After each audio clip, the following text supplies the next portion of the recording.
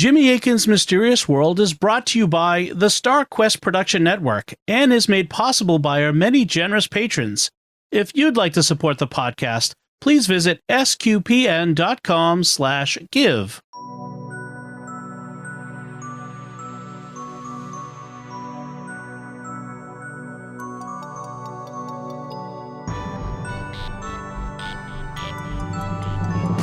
Okay, howdy, folks. Merry Christmas, everybody. This is Jimmy Akin here. I'm doing my annual Alone Together for Christmas live stream, which I'll explain in a minute. First, though, I want to welcome Mysterious World listeners because this is going to be the basis of Mysterious World episode 399 for scheduling reasons. We have a good slate of programs coming up for you in January, but for scheduling reasons, the live stream is going to double as Mysterious World 399. So hope you enjoy it. So what is Christmas Alone Together? Well, it's something that I started a few years ago back when I was living in California. And I was very distant from family. You know, they lived in Arkansas and Texas. I lived in California. It wasn't practical to get together with them. So I was alone for Christmas. And I thought, well, a lot of other people are alone for Christmas too. So let's turn that into a positive. And so even if we're physically alone, we can still be together for Christmas via the magic of the internet. And so I started doing a live stream on Christmas Day.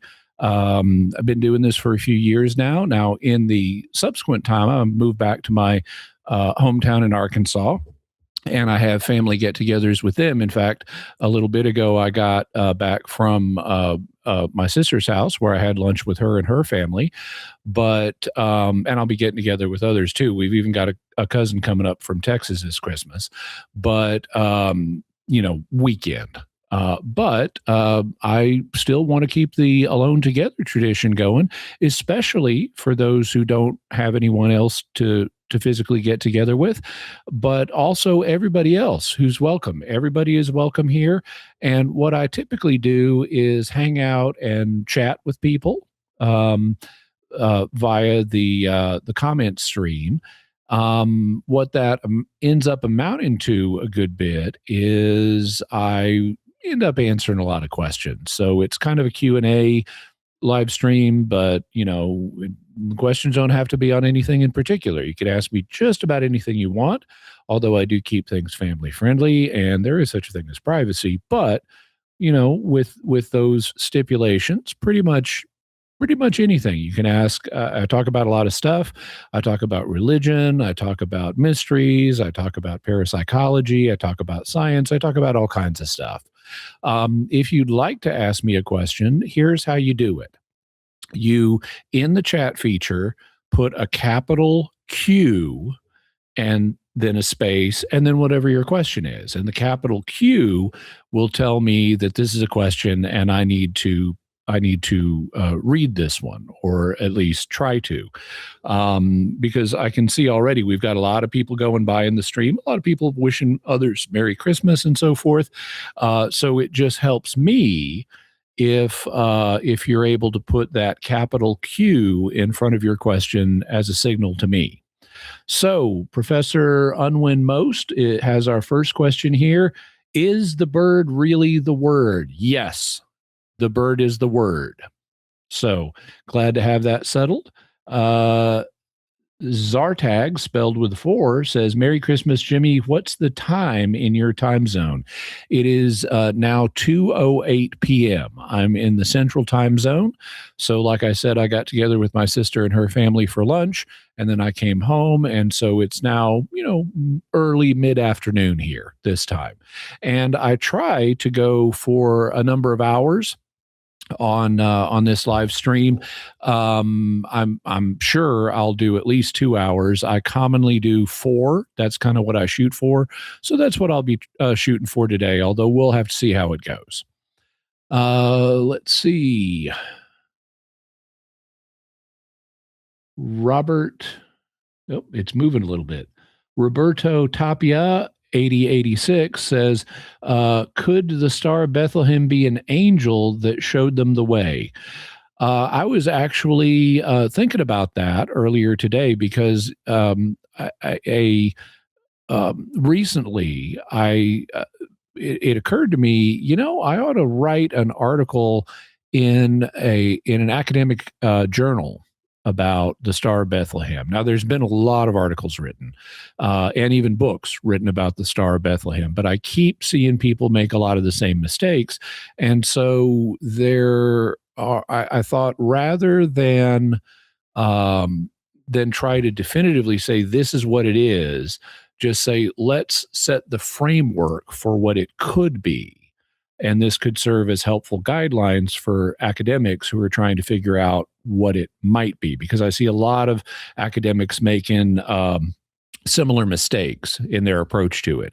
Now, the question that Roberto asked, could it be an angel? That is one of the options that this article would consider. I would say that, well, anything that's not logically contradictory is possible under under God's omnipotence. He can actualize any logically possible state of affairs, and the idea of the Star of Bethlehem being an angel is something that is logically possible. So I wouldn't eliminate it on that basis, but I would say, what evidence do we have that is in favor of this hypothesis, and is it better explained in some other way? And I would say yes, it is better explained in some other way.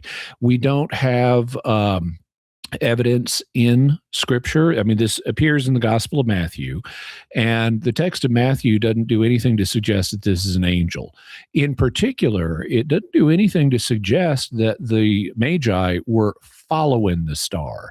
This is something you often hear.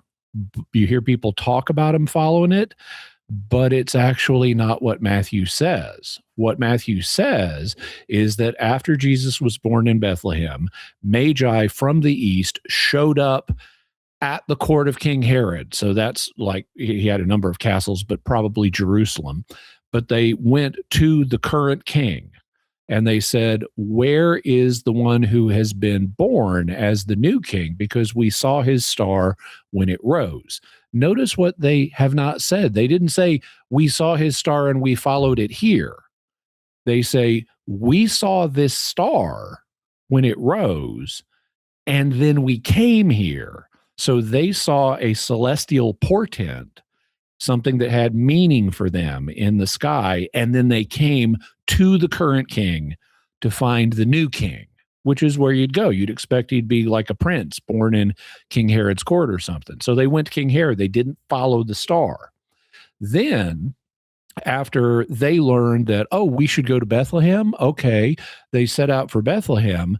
They see the star in front of them as they're heading to Bethlehem, which is to the south of Jerusalem. So they see it in the southern sky.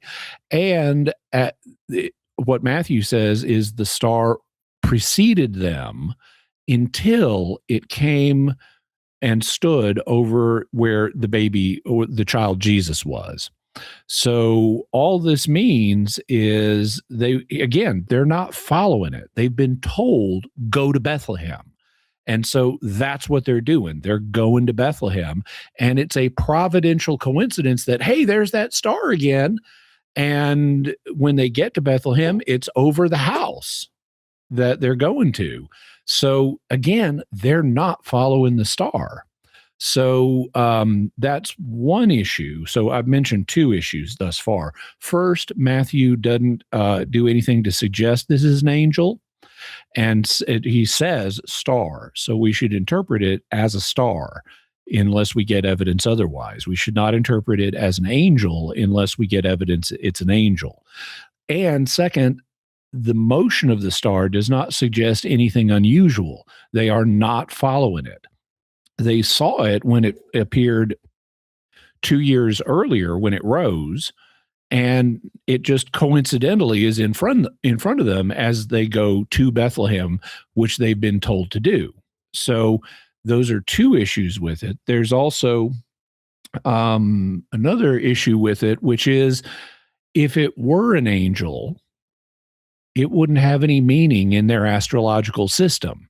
The Magi were astrologers, and we can debate, okay, exactly which system of astrology were they using, because there was more than one in the ancient world. But angel that suddenly appears in the sky would have no meaning to an astrological system. It would be a fundamentally new phenomenon that didn't have any interpretations built up around it. So it wouldn't have any meaning. It wouldn't tell them, hey, there's a kid that's been born as the king of the Jews. So this needs to be a conventional star or celestial phenomenon, at least, that that has an established meaning. Otherwise, the Magi would not recognize its significance and would not go visit the king of Israel. So that's what I'd have to say about the angel possibility. Jill Softic says, there's one before Jill. Freehouse 11 says, can you do an episode on government-caused inflation? I actually have done an episode on government-caused inflation. I'll get you the number. Hang on. Just got to pull it up on my spreadsheet here. Someone else was asking about this just recently, and I sent it to them too. Inflation. It's episode 199. So if you go to mysterious.fm/199, you'll have a whole episode telling you about government-caused inflation. Now, to Jill's question, Jill Softic says, are you going to shave your beard anytime in the future? No, there are no plans to do that. There are no plans to shave my beard. There are no plans to cut my beard. There are no plans to trim my beard. My beard is what it is, and I plan on it remaining for the rest of time as far as I'm concerned. Now, something could always change, but that's my current plan. Storyteller 0111 says, do you play any video games? No, I don't. I did play some video games like back in the 1980s when they were brand new, and even late 70s when they were brand new and very crude by today's standards. But they've gotten much more sophisticated and I'm sure much more fun. I mean, I remember having a Pong game when Pong was the big new thing. But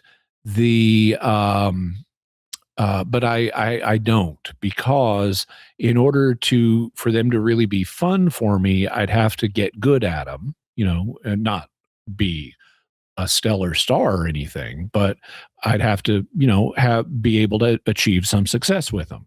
And in order to get good at a video game, it's kind of like anything else. In order to get good at it, you have to be bad at it for quite a while. And I've got too much else going on in my life. I mean, I have a full-time day job. I write Mysterious World and do Mysterious World every single week. I appear on like 4 other podcasts every week, several of which require additional work. In addition to writing Mysterious World, I also write the Jimmy Akin podcast, and I have to watch episodes for Secrets of Star Trek and Secrets of Doctor Who. And then I teach parapsychology at the Ryan Education Center. I also take classes at the Ryan Education Center. And I write book manuscripts. The last couple of months, I had to complete 2 book manuscripts. And so I've just got too much going on. It's not a surprise that I barely watch any TV. I mean, occasionally late at night after the day is done and my brain is kind of sprung, I'll put on, an episode on Amazon streaming or Netflix or something and watch a little bit of TV. But it's like, this is the end of the day thing I do when I'm winding down. And so given all the other time demands I've got, in fact, just today, this came up at lunch, because I my sister and I were talking about how I've really been working hard lately. And finally, now that we've got to Christmas, I'm able to relax just a little bit. I'm still doing stuff. I'm using the Christmas break to write Mysterious World scripts, but at least I'm not going at breakneck speed like I was right before Christmas.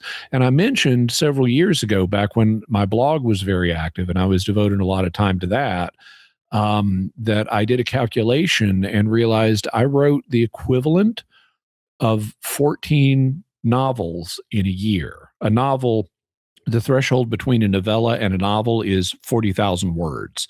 Now, novels can be much longer than 40,000 words, but if you use 40,000 as the benchmark, given all of the stuff I wrote, primarily for my blog at the time, it was the equivalent of 14 novels a year. And so as we were talking over lunch, well, now I write mysterious world scripts.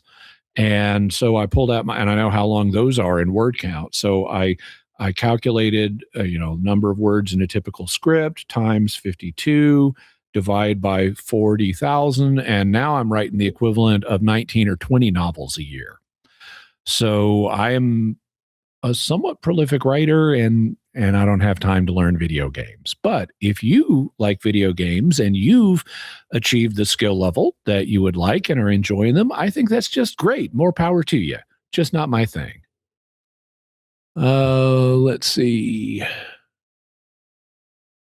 Hannah Cottingham 9277 writes, will you ever do an episode about Zachary King? Maybe. So Zachary King is an individual who claims to have been something like, the details are fuzzy. So, just stipulating that I'm going by memory here. He claims to have been a satanic high priest or something like that, some high ranking Satanist type guy. And he now is active in Catholic circles talking about his prior experiences and things like that. Now, I am skeptical of this for a few reasons. One is the only real Satanists that are around are largely sort of self-styled Satanists and little groups of people who may get together, who claim to be Satanists and who may conduct devil worship rituals or things like that. But they're very small, and so saying you're a high-ranking one is like, well, so what? Were you in charge of a dozen people in your little Satanist group, or what? There aren't any grand satanic conspiracies. Even things like the Church of Satan, that's not real Satanism. They call themselves that for marketing purposes, but they don't actually worship the devil. So the actual devil worshipers are it's largely just lone individuals here and there, occasionally a small group of people, but there's no big high-ranking people in Satanism generally. So that's one reason for skepticism. Another reason for skepticism is I've heard this song before. There was a gentleman in the evangelical community a few decades ago named Mike Warnicki who claimed the same thing. He said, I was a high-ranking Satanist, and then God grabbed me, and I turned my life over to him, and now I'm going to go around evangelical churches, talking about my conversion story and all the bad stuff I used to do and things like that, okay?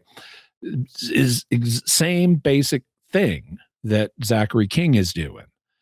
And then people looked into Mike Warnicki's background, because he made claims about his background. He said, oh yeah, between this year and this year, I was here, I was doing this. I had fingernails that were just incredibly long, and I had my hair all grown out, and I was really looking the part. And they found pictures of him from the Christianity Today, I believe. It was either Christianity or Cornerstone, but I think it was Christianity Today, did an expose on him. They found pictures, and he didn't look anything like what he said. He could not be verified as being where he said, doing what he said. He was a basic, normal, straight guy during during this time period, and none of his claims could be verified. And so he was exposed as a fraud. Now, I don't have proof that Zachary King is a fraud. That's the key thing I would want to investigate. If I did an episode on Zachary King, I would want to find out, are his claims true? And so I'd have a lot of questions about, like, okay, so who knew you during this period, that I could talk to? Who could verify your claims?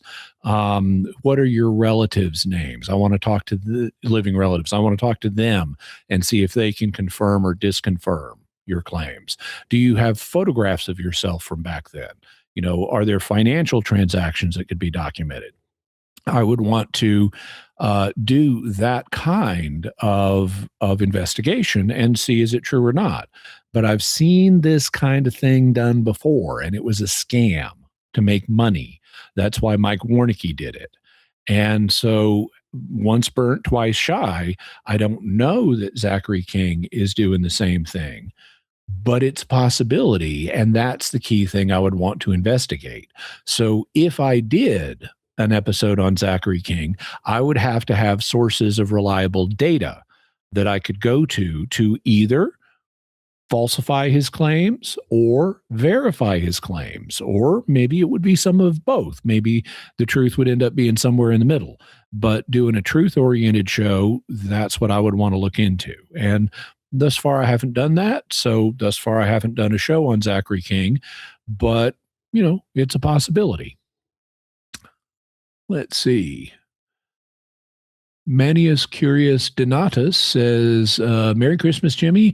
Any particular pipe tobacco you prefer? Well, I have the good fortune to live very near a tobacconist, a pipe shop that's over in Siloam Springs, Arkansas, and they custom blend their tobaccos. So I actually I go there, and there are two that I smoke at the moment. So these are not supermarket brands. These are custom blended, so they're fresher, they're customized in terms of taste, they're superior in general. They're not much to look at, but this is a blend they did specially for me called St. Michael's Holiday, and it's based on a German tobacco that you can't get in the state of Arkansas called Devil's Holiday. But this is like a similar, it has a lot of fruit taste notes in it, like blackberry and apricot and things like that. And so it's sweeter. It's an aromatic. It's sweeter. And it's like an upgraded version of Devil's Holiday. But since they did it for me, I got to name it. And I'm not a fan of the devil. So it became St. Michael's Holiday. More recently, they've been doing another blend that I also pick up. This is, you can see it's a little bit lighter in color than St. Michael's Holiday, but this blend is called Morag, and it has an interesting ingredient in it. There is, pipe smoking come in its modern form comes from Native American practice, and tobacco is the thing that Native Americans and subsequent pipe smokers are famous for smoking. But Native Americans also had other herbs or plant elements that they would smoke, and one of them is called deer tongue.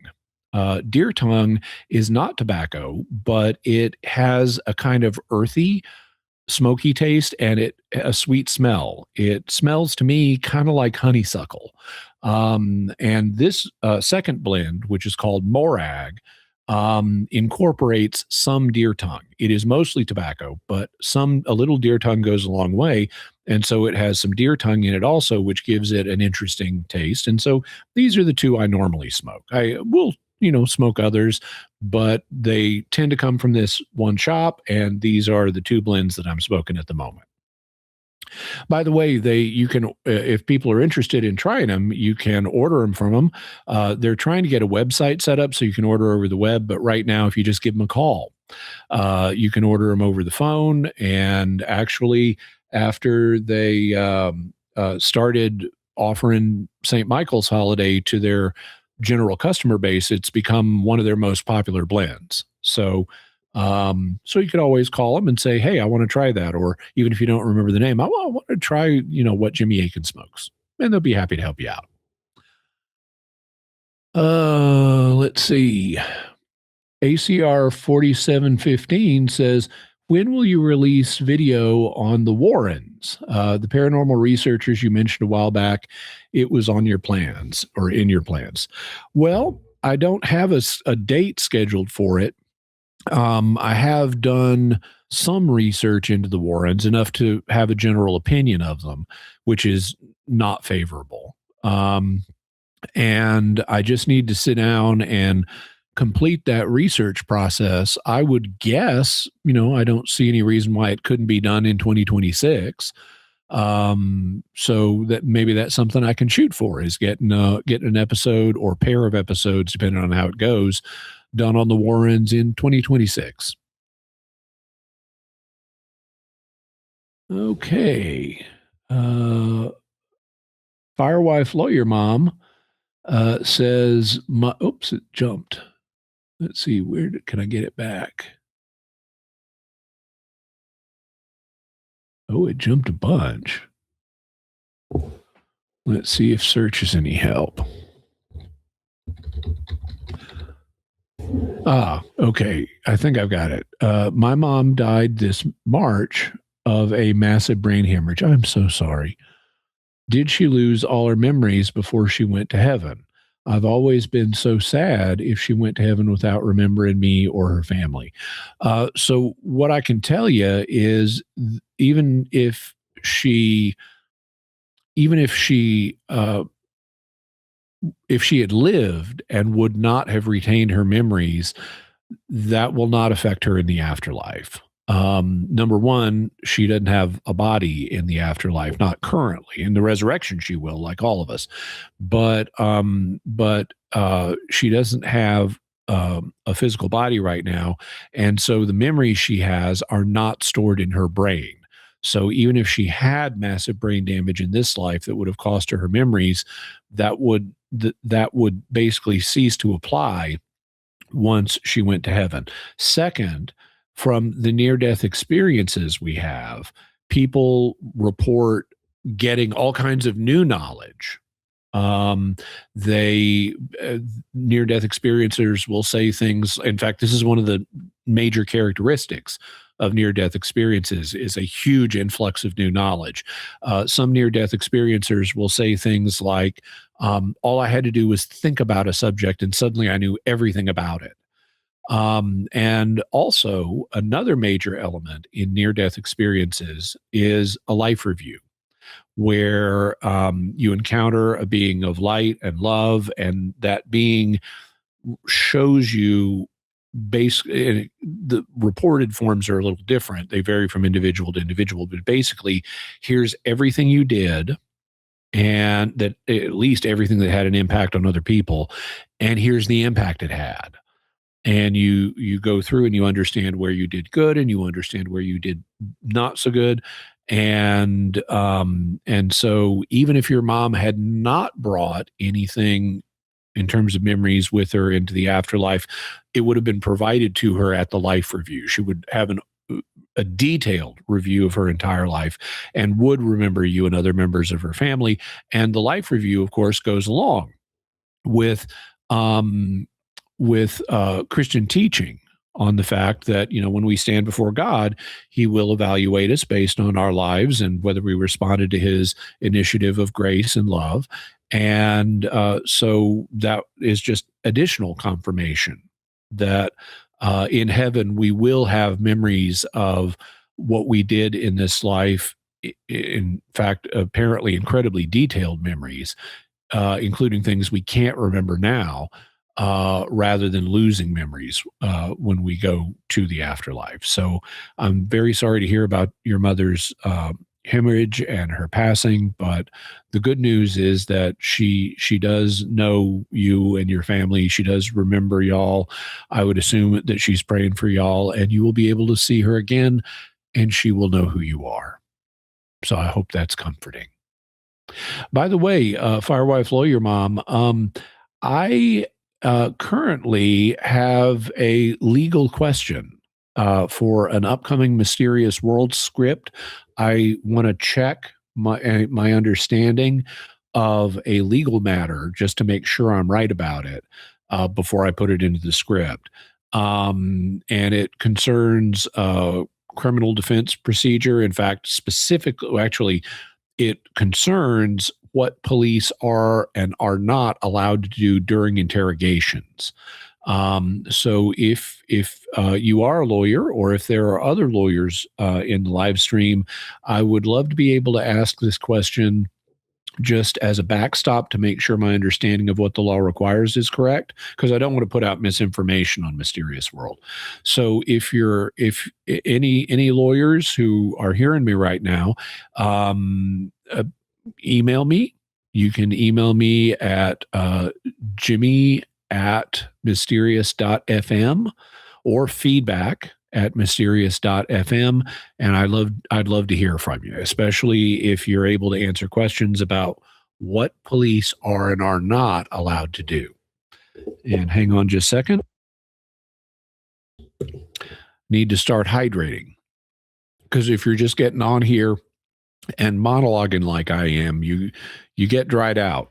This is a little bit like calling a square dance, because in a square dance, I would go and I'd be behind the mic, me talking and singing for hours with only short little breaks. And I developed a habit of, okay, when I'm calling a square dance, I'm going to have a can of no-calorie soda once an hour to stay hydrated. So I try to do one an hour when I have a continuous speaking event.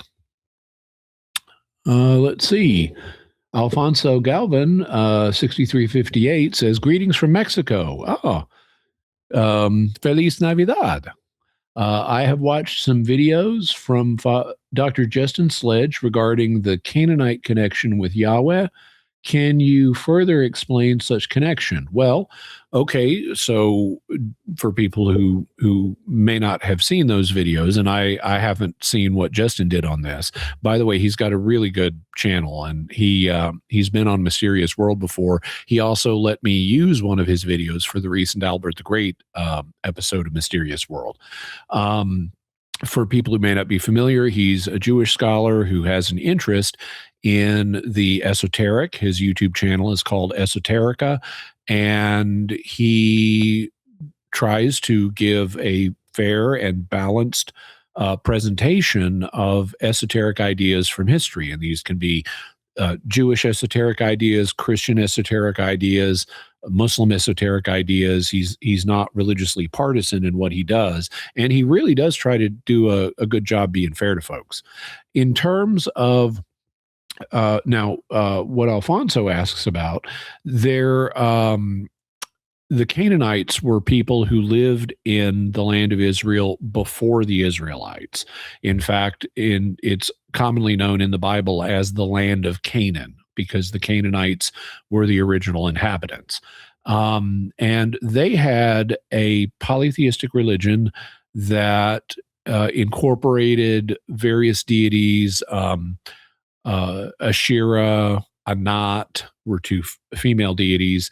Male deities included Mot, the god of death, Yam, the god of the sea, Baal, the god of the storm. And then there was also this figure at the top of the Canaanite pantheon named El.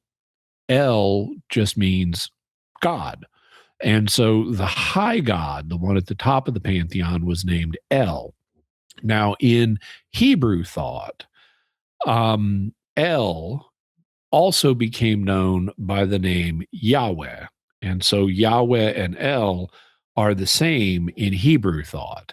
But there is at least some evidence of people using the name Yahweh for a deity prior to the Israelites using it. And so Justin may have been commenting on Canaanites who may have used the name Yah or Yahweh as a name for El in their pantheon. I'd have to look at the specific sources, because the presentation that I'm most familiar with uses the name El for the high god rather than Yahweh or Yah in Canaanite religion, but it wouldn't surprise me if they also used both names, or if they may have had the two names identifying different deities. But in Hebrew, the name Yahweh came to also be attached to the high God. And then the critique from a Hebrew point of view is not so much these other beings don't exist as don't worship them. They're not for us. And so I'd have to see exactly what Justin said, but that's a general sketch of what I'm aware of at the moment. Yay. Bacon 65 says, when you mention baptism, you have said a non-priest Catholic can perform it? Question mark. Does the individual need to attend confession beforehand? Question mark. Also, can you please sing Modern Major General? Okay. So in regard to the first question, yes, non-priest Catholics who are not priests can perform it, and at least in emergency circumstances. In fact, non-Catholic Christians can perform it, and according to the Catholic understanding, even non-Christians can perform it, even if they don't believe in God and Jesus themselves, as long as they're intended. I'm doing the Christian thing for you. You've got someone here, let's say they're dying and there's no time to get anybody else. Let's say they're an atheist ambulance attendant, and they've got a person here and the person's dying and they can't save them, and the person says, please baptize me, I want to be a Christian when I die. The atheist can say, okay, I'm baptizing you, and as long as the atheist is intended to do that Christian thing, it'll be valid. They have the intent to do what the church does, and so it's a valid baptism. Does the individual need to attend confession beforehand? Well, if you're in a state of mortal sin, it's always good not to be in a state of mortal sin. But no, for the validity of the baptism, they do not need to go to confession. In fact, this was something that got sorted out very early in church history, because in the age of persecutions that ended with the conversion of Constantine, there were Christians who betrayed the Christian faith during the persecutions because of the persecutions that were put upon them. And that included some priests. And the question after the persecutions ended were, okay, we had all these priests who denied the Christian faith and worshiped, Roman gods under pressure and stuff. And were all the baptisms they did invalid? And there was one group of Christians in North Africa who thought maybe they should be regarded as invalid. But the church fathers, broadly speaking, rallied and said, no. If the validity of the sacraments was dependent on the spiritual state of the minister, it would open up a can of worms God does not want open, because you'd never know for sure were your sacraments valid if it depended on the spiritual state of the minister you received the sacraments from. And so the church sorted out pretty quickly that you don't have to be in a state of grace to perform the sacraments. You should be, just like you should be in a state of grace all the time. But if you're not, it's not going to invalidate the sacrament. So like I always say, God made the sacraments like Tonka trucks. They are hard to break. And that's good, because we're rambunctious little kids and we would break them if we could. So be glad the spiritual state does not depend on the validity of the sacraments, does not depend on the spiritual state of the minister. And then, can I sing the Modern Major General song? Well, I can at least sing part of it. Let's see how far I get. I am the very model of a modern major general. I have information, vegetable, animal, and mineral. I know the kings of England, and I quote the fights historical from Marathon to Waterloo in order categorical. I am very well acquainted, too, with matters mathematical. I understand equations, both the simple and quadratical. About binomial theorem, I'm teeming with a lot of news, with many cheerful thoughts about the square of the hypotenuse. I'm very good at integral and differential calculus. I know the scientific names of beings and animalculous. In short, in matters vegetable, animal, and mineral, I am the very model of a modern major general. I know our mythic history, King Arthur's answer Caradox. I answer hard acrostics. I have a pretty taste for paradox. I quote in elegiacs all the crimes of Heliogabalus. In conics, I can floor peculiarities parabolas. I can tell undoubted Raphaels from Gerald Dowson's Ophanes. I know the croaking chorus from the frogs of Aristophanes. Then I can hum a fugue of which I've heard the music's dinaphore, and whistle all the airs from that infernal nonsense pinafore. Then I can write a washing bill in Babylonic cuneiform and give you every detail of Caractacus's uniform. In short, in matters vegetable, animal, and mineral, I am the very modern of a modern major general. In fact, when I know what is meant by mamelon and ravelin, when I can tell at sight a Mauser rifle from a javelin, when such affairs as sorties and surprises I'm more wary at, and when I know precisely what is meant by commissariat, when I have learned what progress has been made in modern gunnery, when I know more of tactics than a novice in a nunnery, in short, when I have a smattering of elemental strategy, you'll say a better major general had never strategy.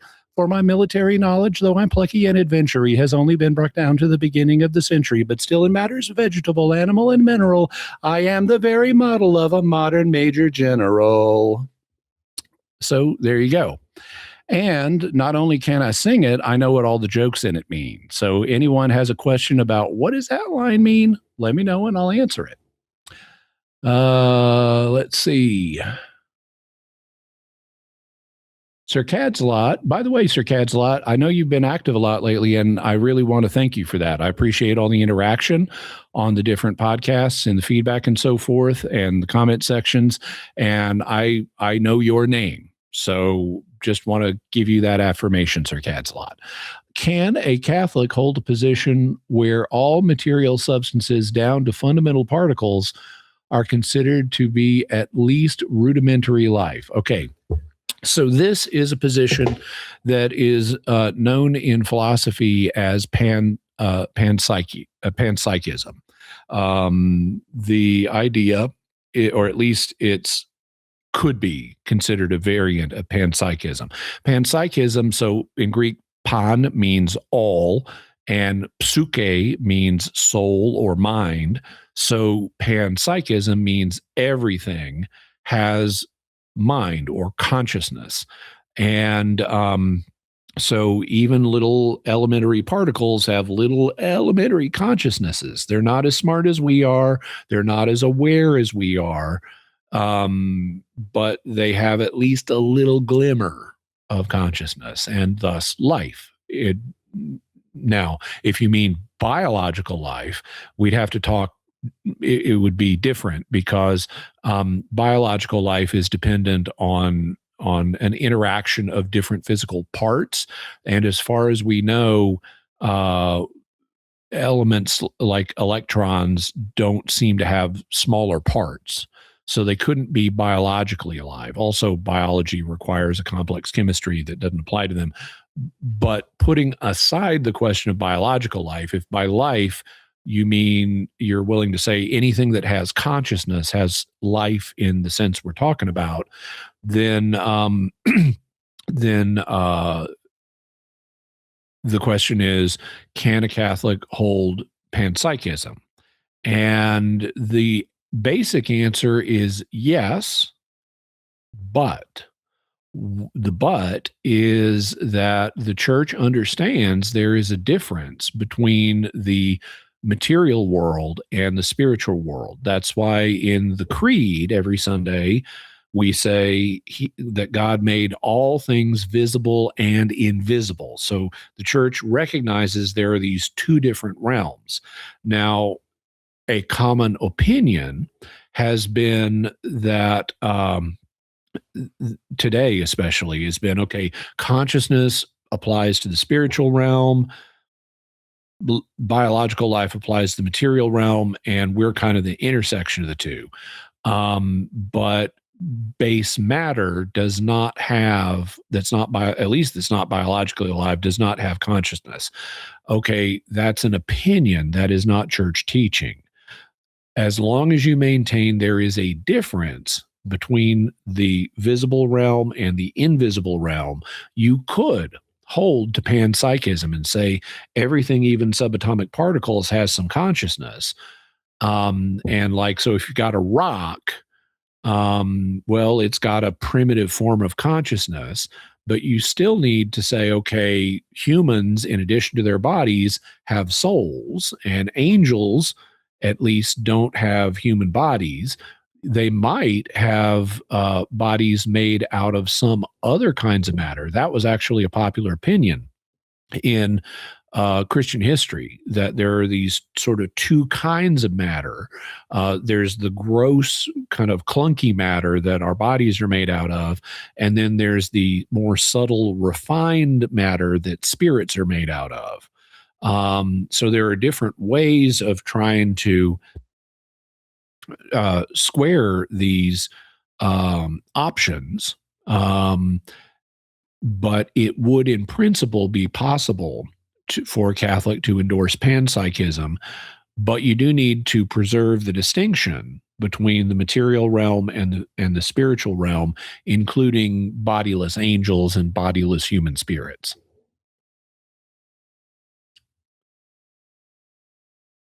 Okay. Please read Alistair Saldana says, or Saldanha. I'm sorry, I'm got several different pronunciation schemes in my head from different languages, so forgive me if I use the wrong one. Says, please read the book of Revelation 6:10 and give us your take on it. Okay, let's pull up Revelation 6:10.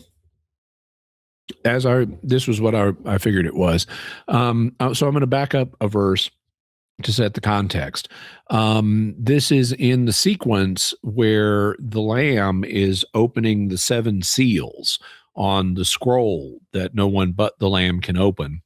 And he's opened the first four, which represent a conqueror, war, basically famine and death. So he's the famous four horsemen have been unleashed.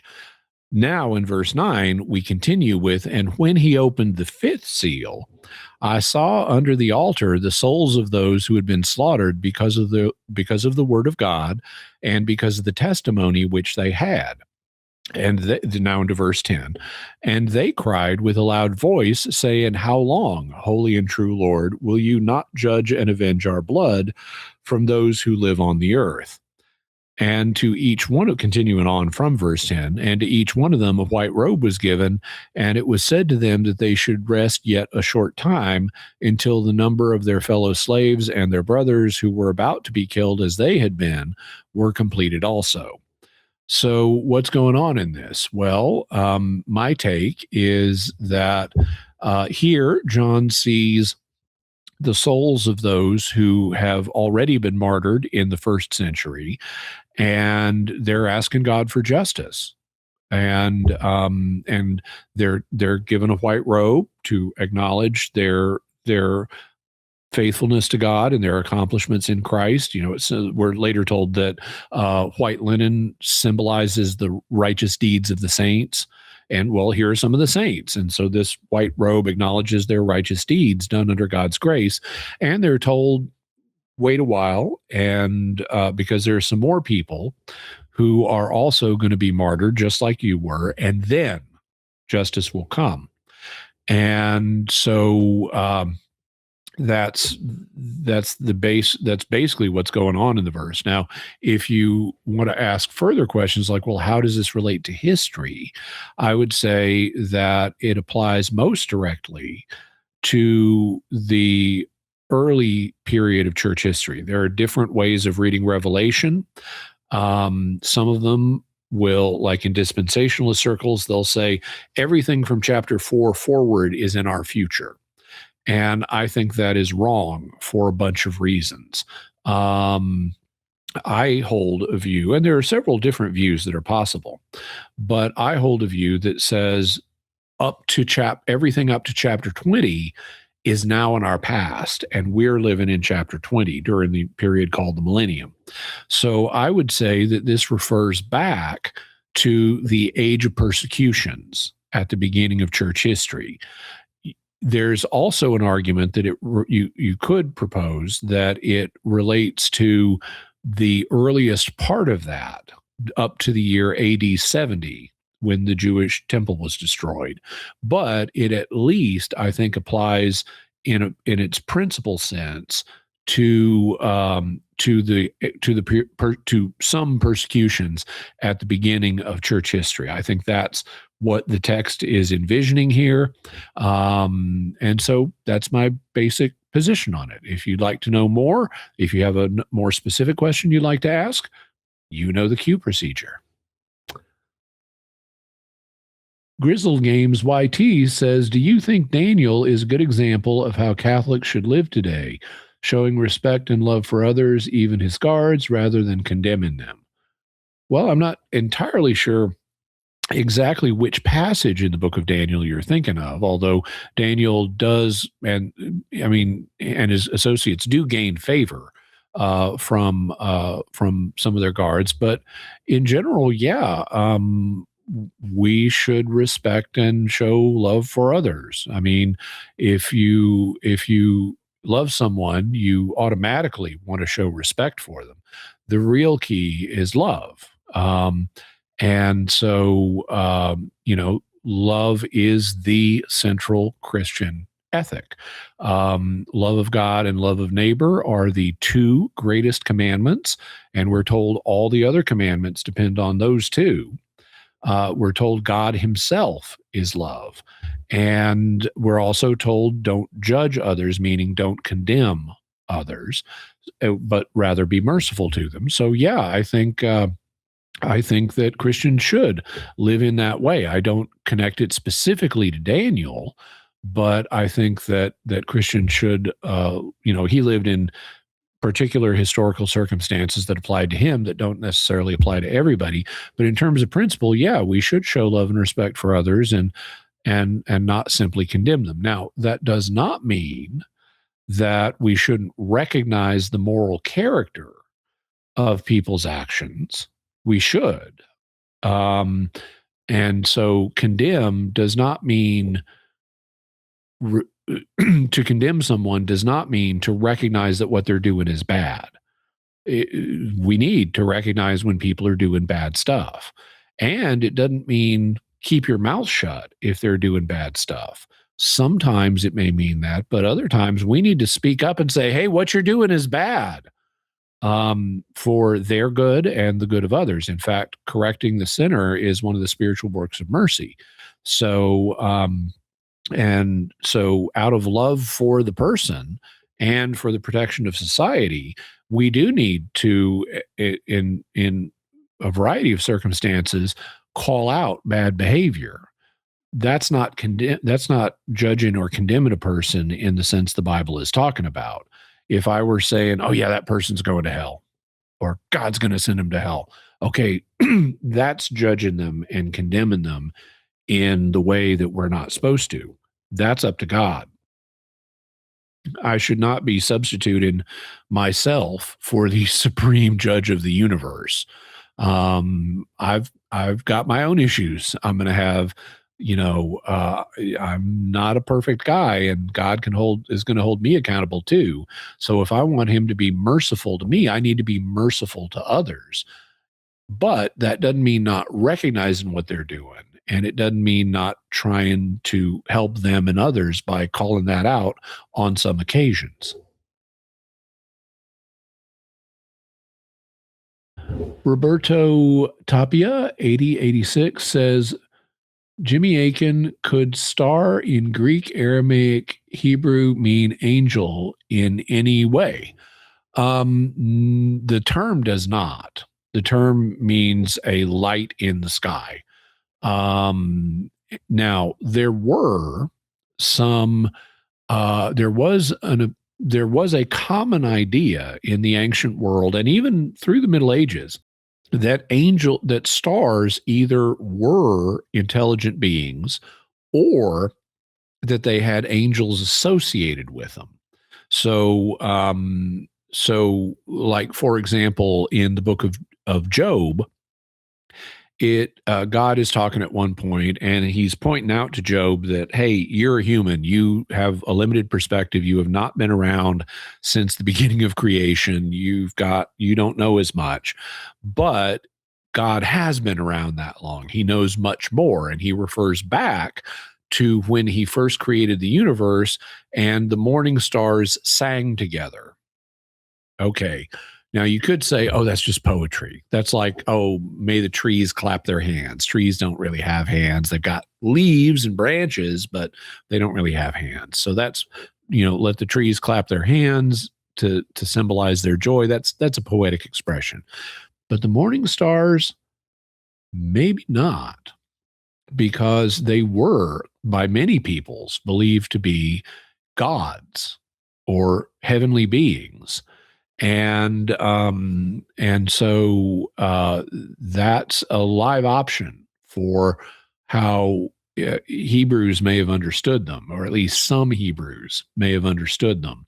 And by the Middle Ages, you have thinkers like Thomas Aquinas saying that, okay, well, even if they're not themselves intelligent beings, they're being superintended by intelligent beings, that like each planet has an angel that like pushes it in its course, and so forth. So there has been thought in that could support either an identification or an association between planets and angels. Having said that, it's not going to affect the interpretation of Matthew, because in the infancy narrative, this is presented as a star, and the word star does not mean angel. So even if you think that stars are intelligent beings, or if you think they're superintended by angels, this star presented itself as a celestial phenomenon that behaved in normal ways that had meaning in whatever astrological system the Magi were using. So it's not like an angel suddenly decides to do something that's unprecedented and has no meaning. So you could try to say, well, maybe there's an angel involved in this text. That's speculative because the text does not present that to us, but it is speculation that could have some basis, but it's not going to affect the fundamental text. In fact, I'll tell you what I think. The star was, and I've talked about this before, but it was the planet Jupiter.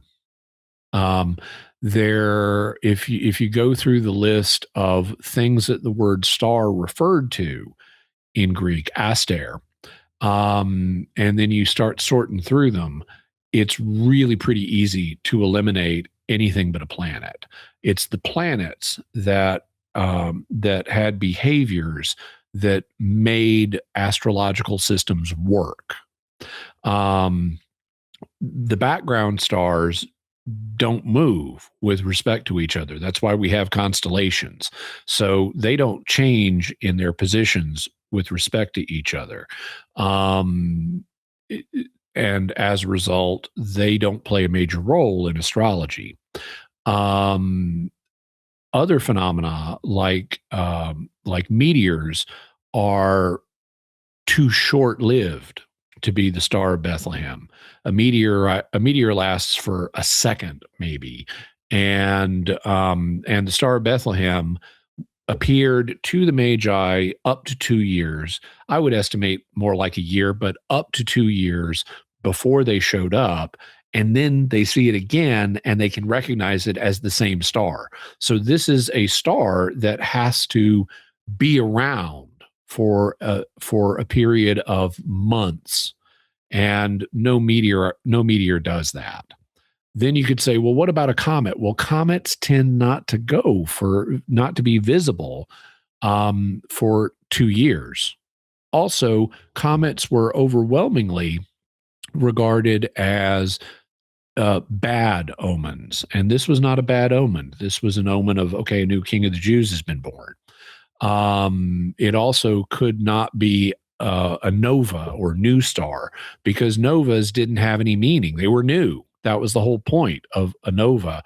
Was nova is just the Latin word for new. So a stella nova, a new star, had no meaning in astrological systems. So the only thing that's left, well, you can also pull out the sun and the moon. They were also considered classical planets, but basically, what you're left with is the 5 planets that are visible to the naked eye at night. They were the ones that had complex behaviors that are plausible candidates. So if we've only got 5 candidates, and then you want to say, okay, well, we know this carried a message about a king. So did any of the planets carry messages about kings in the astrological systems that were common to the east of Jerusalem? And the answer is yeah, Jupiter does. And so, without going into the details of how it works in the different systems, Jupiter is the plausible candidate. So I think by far the most likely interpretation of what the Star of Bethlehem was it was Jupiter. Jupiter did something a year or two before the Magi showed up that was unusual and that signaled the birth of a new king in the land of Israel. Now, what it did and how it signaled that, the details are going to depend on which astrological system you're looking at. They now, and that's going to get into exactly who were the Magi and what system were they using. The Magi originally were a Persian tribe, and they were a priestly tribe, kind of like the tribe of Levi. So if you wanted to offer a sacrifice, if you were a Persian and you wanted to offer a sacrifice to the gods, you'd have a magus, a member of the tribe of the Magi, come and chant the creation hymn of the gods over your sacrifice. And that's how you do it. But in the centuries before Christ, the term magi had, or in Greek, it's magoi for plural, and magos is the singular. In Latin, it's magus and magi. But the term magos had broadened so that it was no longer applied exclusively to the members of the Persian tribe. It came to be used for anybody who does stuff that reminds us of the Magi. So if someone's performing like shady foreign rituals, okay, that guy's a magus, even if he's not a member of the Persian tribe. And you can see an example of this in the book of Acts, because we have Simon Magus. Well, it's right there in his name. Now, Simon Magus himself is of Israelite heritage, but he's called a magus, or in Greek magos, because he's doing shady foreign rituals. And this is also where we get the word magic, which basically means shady rituals. Okay, so here we have a guy of Israelite extraction who is nevertheless called a magos because he's doing rituals that remind people of them. This is unapproved. It's not our ritual. It's shady. It's foreign. So even though the term originally meant a Persian tribe, we can't assume that that's the kind of person that that showed up at Jesus's birth. If we could assume that, then we could say, okay, let's look at Persian astrology during the Achaemenid period, because that's the relevant historical period. But it could be Babylonians rather than Persians. It could be, Father Dwight Longnecker has an argument. I think his is that I'm blanking on, I know what people it is. I'm just having a blank on their name.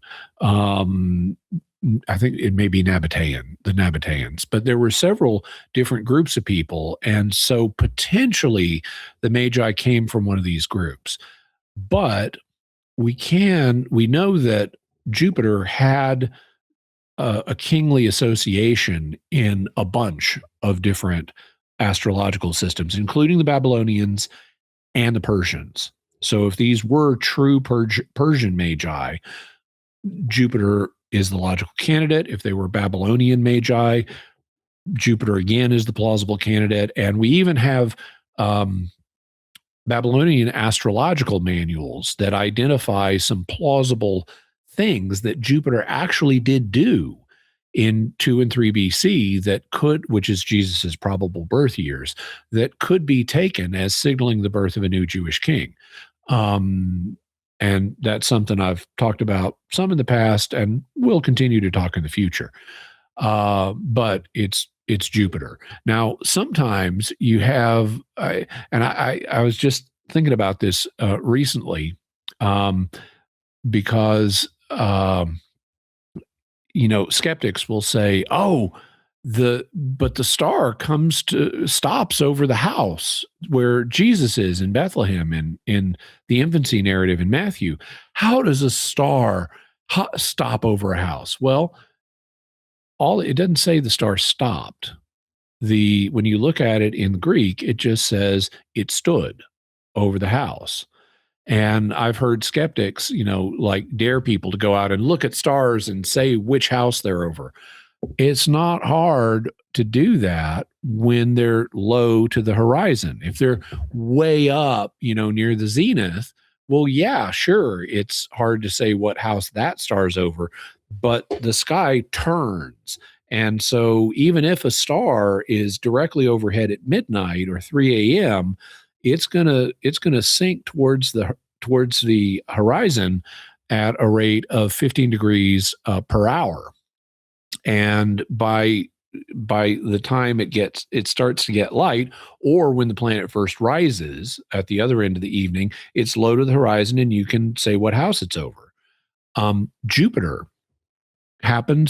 currently happens to be in the southern sky, and the other day, this was a couple of weeks ago, but my sister was out of town, and so I was minding her dog Luna for her. And so one morning, I wake up early, and at least I did on this day. And okay, what's the first thing you do when you're minding someone's dog? You take it out for a walk. You let it into the backyard so it can do its business. So I went out in my backyard to let Luna go potty, and she knows that word, and you give her treats when she does it. But I sat down in a lawn chair while I'm waiting for Luna to do her business, and I look up in the sky, and oh, there's Jupiter, and it's right over my neighbor's house. So I whipped out my iPhone and took a picture of it. So it's like, take that, skeptics who mock the possibility. No, if Jupiter is one of the brightest objects in the sky, and if it's low to the horizon, it will definitely appear over a particular house. I could say Jupiter is over this neighbor, not that neighbor or that neighbor's house. So that's what I think the star Bethlehem actually was. It was the planet Jupiter. And I probably should have mentioned this earlier, but the planets were considered stars. They were known as wandering stars, or this is actually where we get the word planet. And Aster planetes is what they were called. Aster means star, planetes means wanderer. And they're called that because they wandered, because of their orbits, they wandered here and there in the sky, as opposed to the background stars that are fixed in constellations. The 5 or 7 classically, if you count the sun and the moon, were the 7 wandering stars against the background of the fixed stars. So, little ancient astrology lesson and an astronomy lesson, because they were the same thing back then. And I hope that's helpful. Let's see. Andrew Noah 6403 says, if you could write a Doctor Who story, Who would be the doctor and what would be the plot? I haven't thought about that. If like I I mean, I could write for any number of doctors. One that I would love to write for would be Patrick Troughton's second doctor. He's my all-time favorite. Also, I really like the seventh doctor. Um, he's like Patrick Troughton's second doctor. Patrick Troughton is his doctor is very childlike and uses it like Columbo to get people to underestimate him. But he's very innocent and I really like him. The seventh doctor is like that, but shrewd. He's got a darker, more calculating side too. I like the fourth and the fifth doctor a lot. In New Who, I like the 10th doctor. My favorite of New Who is the 11th. So those are some of the doctors I'd like. I don't know. I don't have a fully formed plot, but I do have a plot element that I would do. In the first doctor's time, there is a story called The Aztecs. And in this story, the doctor, Susan, his granddaughter, Ian and Barbara, his companions from 1963 Earth, they go back to meet ancient Aztecs. And Barbara, being a history teacher, is really determined to try to get them off of this human sacrifice business. And it doesn't work. So this ends as kind of it has a kind of tragic element to it, but it also has comedic elements to it. One of the comedic elements is the first doctor meets an Aztec woman whose name I believe is Kamika, if I recall correctly, and he offers her he drinks cocoa with her. Cocoa being something they did have in the Americas. And what he doesn't realize is by drinking cocoa with her, he's getting engaged to her.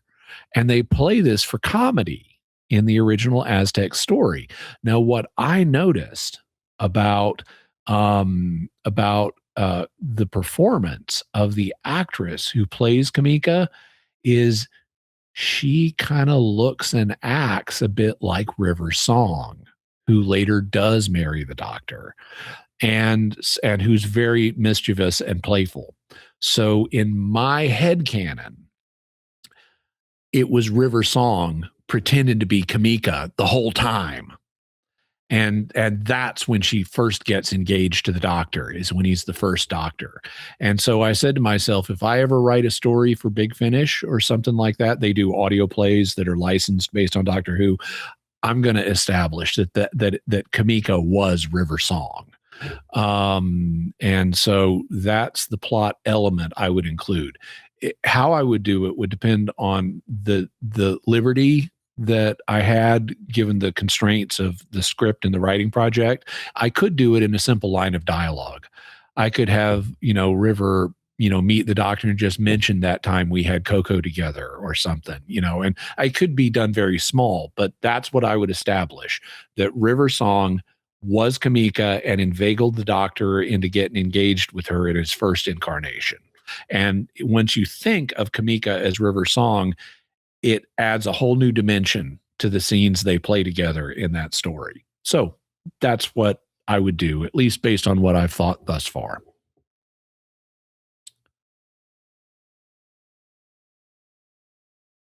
DMC 3030 says, have you watched the new Age of Disclosure documentary regarding UAPs? If so, what are your thoughts on its credibility? I haven't watched it yet. I plan to. In terms of its credibility, well, it seems to me that they got a pretty impressive line of people. What I'm going to be watching it for is to see, I don't expect a lot of new claims in it. That are new to me. If you haven't really been following UFO stuff and you watch it, you'll hear a lot of stuff you've never heard before. But if you're like me and you have been following the UFO issue, you're probably not going to hear that much that's new or different than what you've heard before. So the question for me is going to be, who's saying what and what's their source of information? And so that's kind of the lens I'm gonna be looking at it through. And I plan to watch it and report back on it on Mysterious World. I just haven't had a chance to see it yet. Fortunately, it is available for streaming. I thought I had bought it, but I was looking on Amazon, and I was looking in my Amazon account and I didn't see it. So I may have just looked at its page and not purchased it yet, but I will purchase it and and report back on it on the show. In fact, that's something I ought to do on the Christmas break, because every year I take a couple of weeks off at Christmas time, and I typically fill them with a big writing project. The last few years, it's been let's write Mysterious World.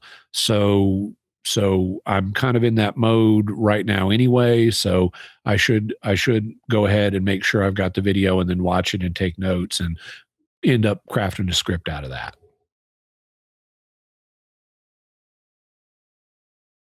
Artur Galiza, or yeah, just Artur Galiza, 2013 has looks like 3 questions.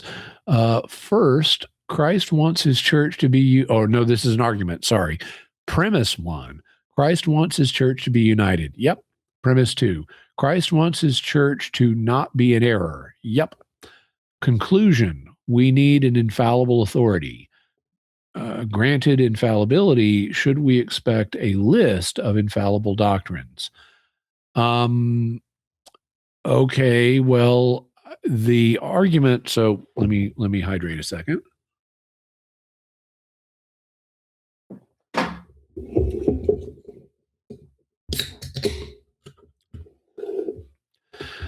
So the argument is not, as phrased, is not formally valid. Meaning it doesn't use the needed logical form, and that's understandable since you're dealing with a YouTube comment, and comment boxes frequently don't let you spell things out in the level of detail that are needed for this kind of thing. But I, I to me, the first premise that Christ wants his church to be united is, I would say it's really a separate argument than he wants his church not to be in error, leading to an infallible authority. But you would need to refine the premises. I think you have some promising premises here, but they need to be refined and supplemented to make the argument formally valid. But having said that, the real thing here is we need an infallible authority. Okay, fine. I agree with that. And we have an infallible authority. That's the magisterium of the church is protected by God up to the level of infallibility under certain circumstances. Artur then says, granted infallibility. Okay, I'm granting that. I also believe it, but I'm granting that. Should we expect a list of infallible doctrines? Well, we've got infallibility, but we don't got an infallible list of doctrines. So that of itself would constitute evidence that we should not expect this. It might be nice to have, but it's not necessary to have an infallible list in order to have an infallible teaching authority. You can have an infallible teaching authority that infallibly teaches and yet has not given you an infallible list of those teachings. Let me illustrate by counterexample. The Bible. The Bible is infallible. And now it has to be understood with nuance and everything like that, yada, yada, stipulate the appropriate stipulations. But every book of the Bible is the product of an infallible teaching authority. And yet, the table of contents in the Bible is not divinely inspired. It's something that was determined later, much centuries after the last book of the Bible was composed. So we had all of these infallible teachings in these books, and yet we didn't have a list of them. So if they had an infallible teaching authority in the form of the biblical authors, and yet they didn't have an infallible list of what books counted as infallible teachings, then we shouldn't expect anything different than that. Now, the church hypothetically could decide to produce such a list, but it's not guaranteed. It doesn't fall out of the nature of infallibility. It might be nice to have, but it doesn't just. And I would be happy if Pope Leo wanted me to work on a draft of the Codex of Infallible Statements. I would relish that research project. But it doesn't fall out of the nature of infallibility. It would have to be something that was selected to be done. And we can't expect it any more than we could expect the authors of the Bible to give us an infallible list of the books they wrote under a charism of infallibility. So hope that helps. Professor Unwin Most says, considering your vast array of talents, can you confirm you are, in fact, the actual most interesting man in the world? I can neither confirm nor deny. So I'm not in a position to. So I'll give you what's known as a Glomar response. And if you want to know what that is a reference to, I may one day do a Mysterious World episode about Glomar. But in the meantime, you could just look it up and find out the history of the Glomar response. But I can neither confirm nor deny. Okay. Ramsey McGowan, 1709, says, do all people begin life with an equal opportunity for salvation? If so, how do our actions truly aid others' salvation? If not, how is divine justice preserved given unequal circumstances? So there are a few principles that are relevant here. The first one is everyone is given a real option for salvation. God makes that possible for everybody. That's something that's explicitly taught in Gaudium et Spes 22 from the Second Vatican Council. Now, real chance does not necessarily mean equal chance, though. But there's another principle, which is articulated by Jesus in the Gospels. To whom much is given, much will be expected. So if God gives you lots of grace to help you, to make it easier for you to be saved, he's going to expect more from you. And conversely, if you don't get as much grace, let's say you're born with a genetic configuration that makes it hard for you to feel empathy for others, so you may even be a psychopath, God's going to not expect as much from you. He's going to take into account. So he's going to be fair with everybody.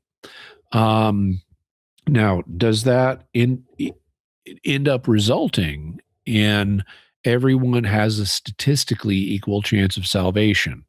Well, I don't know. You could propose that it does. You could propose that it doesn't. Equality can be understood in multiple different senses. Like folks today are, a lot of them are up in arms about, is it equality or is it equity or whatever? Equality can be understood in different ways. And so I would say there's room here for a diversity of opinions. Now, what about if everyone is given an equal opportunity, or actually Ramsey said begin life with an equal opportunity, how do our actions truly aid other salvation? Well, I can think of multiple ways. If we all begin and with an equal opportunity for salvation, that doesn't mean we continue to have an equal opportunity of salvation. A person could have a life of freely chosen sinful habits that build on themselves and make that person's salvation harder as they get older. And in that situation, another person could intervene and help them by preaching the gospel to them or helping them recognize the nature of their sinful choices or praying for them or any number of things. It's like, even if you suppose there's no such thing as birth defects and everyone's born with a physically equal body, which of course they're not, but supposing they were, just because you're born with, every baby body is equal to every other baby body, that doesn't mean they're not going to get sick or injured or all kinds of things later, and then we can help them out.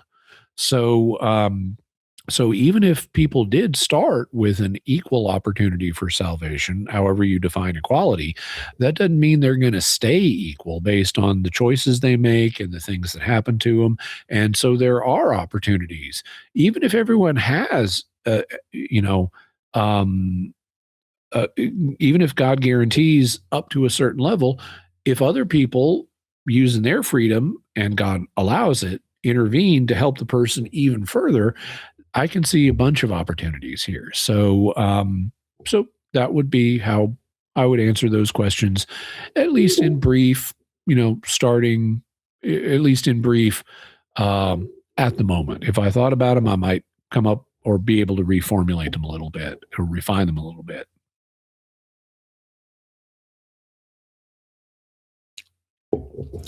By the way, I'm likely to take a break after 2 hours for just 5 minutes or something.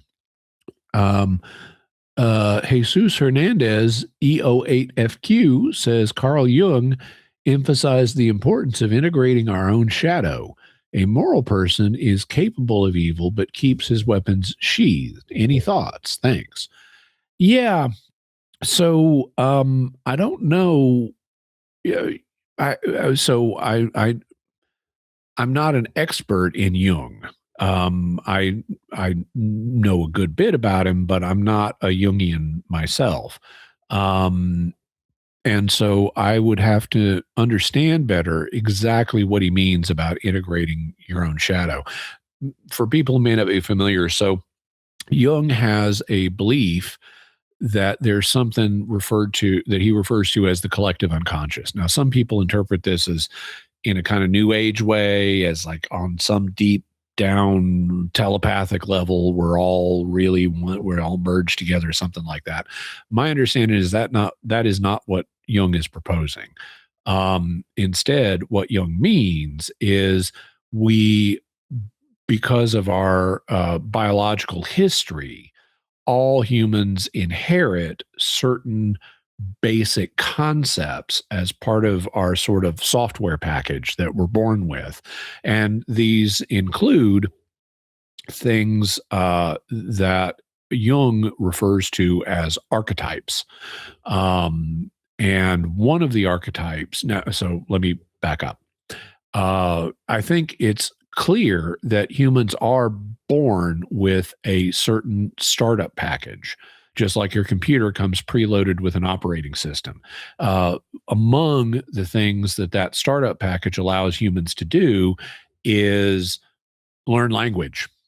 If we didn't have what Noam Chomsky has referred to as at least elements of a universal grammar, we wouldn't be able to figure out the language that's being spoken around us. And so these days, even though not all of Chomsky's ideas, Chomsky is a famous linguist, even though not all of Chomsky's ideas have worked out, the idea that we are preloaded with certain capacities that will let us decode the grammar and vocabulary of the language we're exposed to as infants, that seems solid. There are other elements in our software package. The idea that snakes are dangerous seems to be preloaded. The idea that the opposite sex is attractive seems to be preloaded. That encourages us, the survival instinct that encourages us to reproduce. Our survival instinct is preloaded. We've got a bunch of preloaded stuff in us. And Carl Jung, and there were people who took an opposed position and said, "Oh, no, it's all training. You can train a person to believe anything, and none of these concepts or things. It's all nurtured. None of it is nature." Well, that's BS. There's a mix of nurture and nature in humans, and we are not born simply blank slates, as the phrase had it. We come with preloaded software.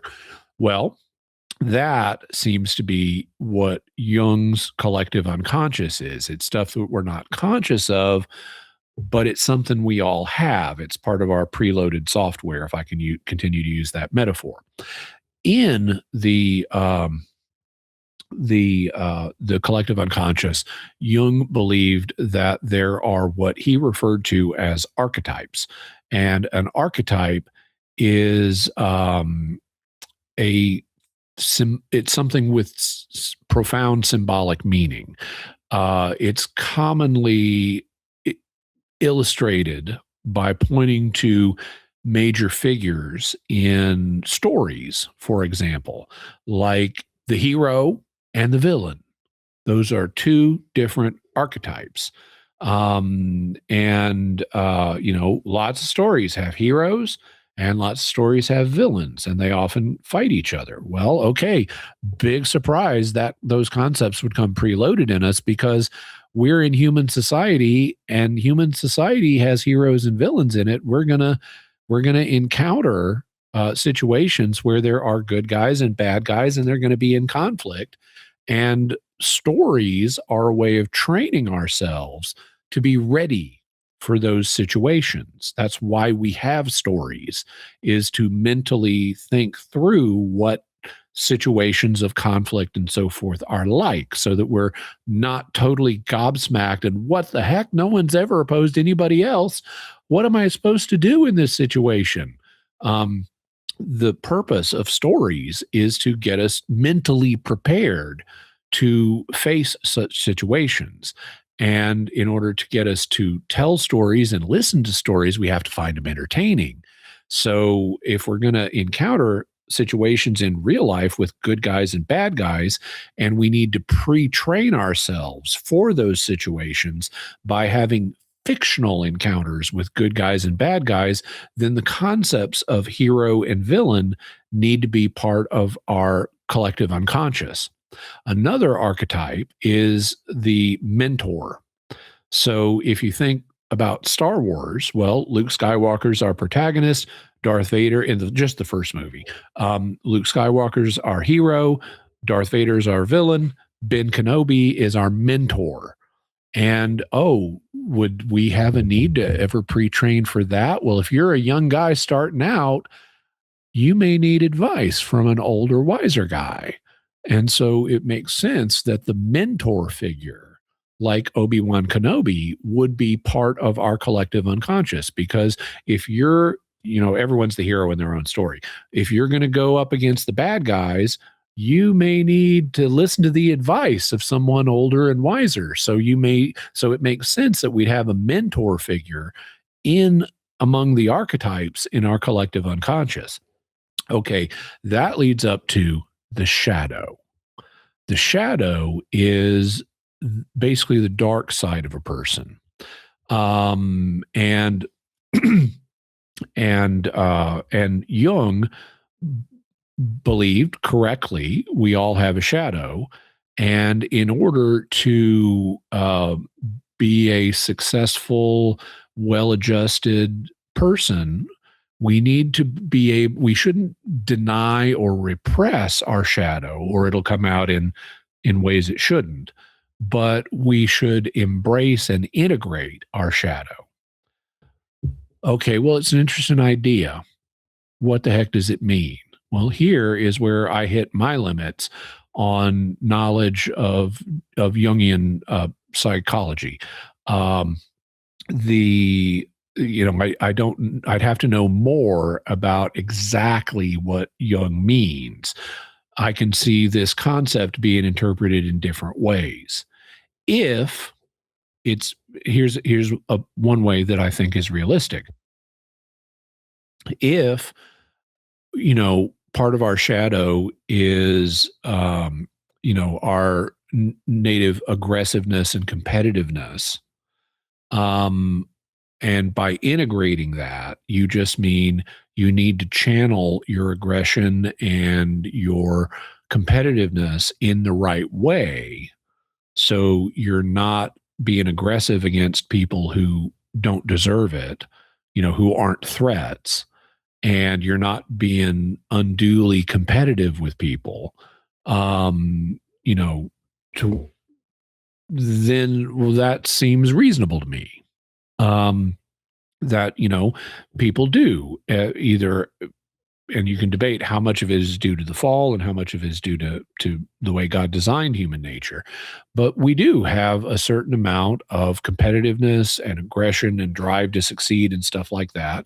And those facts need to be acknowledged and accepted and channeled in a constructive way. And that's consistent with Christian morality. So if that's what you mean by integrating your shadow or embracing your shadow, I think it's fine. Also, if it just means, well, you need to acknowledge your bad side, you shouldn't try to pretend it doesn't exist. Well, that's true too. If that's what you mean by embracing your shadow, well, that's pretty minimal, but I would say that's fine too. On the other hand, if embracing or integrating your shadow means I have these evil tendencies and I'm not going to try to correct them, I'm just going to indulge them, then there's a problem with Christian morality. We should not be saying, "Oh yeah, I have this temptation to this sin, and I'm just going to embrace that and indulge it." That would be an unacceptable way of embracing the shadow, and I don't know precise. I'm sure that Jung wouldn't have said, "Oh, if you have an impulse to murder people, embrace it and run with it." He wasn't crazy, but he might have said something like, if you have minor peccadillos, little small sins, well, you should indulge those. I don't know what he would have said. So I can see different ways of the statement being either acceptable or unacceptable. I don't know enough about what Jung himself would have said to pass a judgment, but I hope that perspective is helpful. Let's see. Big Stack. By the way, howdy, Big Stack, and I want to thank you for all your help. Big Stack does moderation work for a variety of different online sources, including me, and so I want to thank him very much for that. Everybody say something nice to Big Stack when you have the opportunity. He says, "Good news, Jimmy, great beard." And thank you. I'm not sure what he's referring to there. Maybe the previous question about, do I ever plan on cutting it off? No, I don't. Arthur Galiza 2013 says, "Have you watched Joe's debate on the Great Apostasy?" Nope, I haven't. I don't always watch everybody's debates. Sometimes I do, sometimes I don't. But in this case, I was preparing for my own debate because I had to, and it wasn't styled as a debate, but it was a discussion. It wasn't a formal debate, but it was a discussion of people who have opposing views. And so there was a kind of debate-like element in it. And that was with Bart Ehrman. So this last Sunday, I was debating with Bart Ehrman about, was Jesus born in Bethlehem? And so I was focused on that. So, and since then, that was kind of the last big event before my Christmas break kind of began, even though it's not really a break. So after I got done with that, it's like, okay, I can finally relax a little bit. And a little bit for me, that means backing off a little bit, but not stopping everything. And so but I quickly replaced all the prep I had been doing for work and the discussion with Bart and everything with, now it's time to turn to Mysterious World and catch up on the scripts for January that I don't even have written yet, even though it's late December. So I haven't had a chance. So no, I haven't. Maybe I will at some point, but thus far I have not.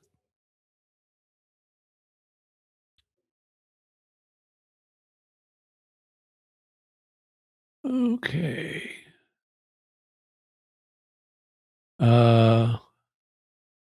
Ryan, spelled in a creative way, says, "Do you know of the TV show Supernatural? And what are your thoughts on it combining folklore, mythology, religion all together to make up their reality?"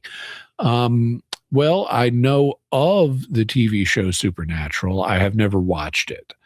And if they combine folklore and mythology and religion together to make up their reality in the fictional universe, I don't see a problem with that.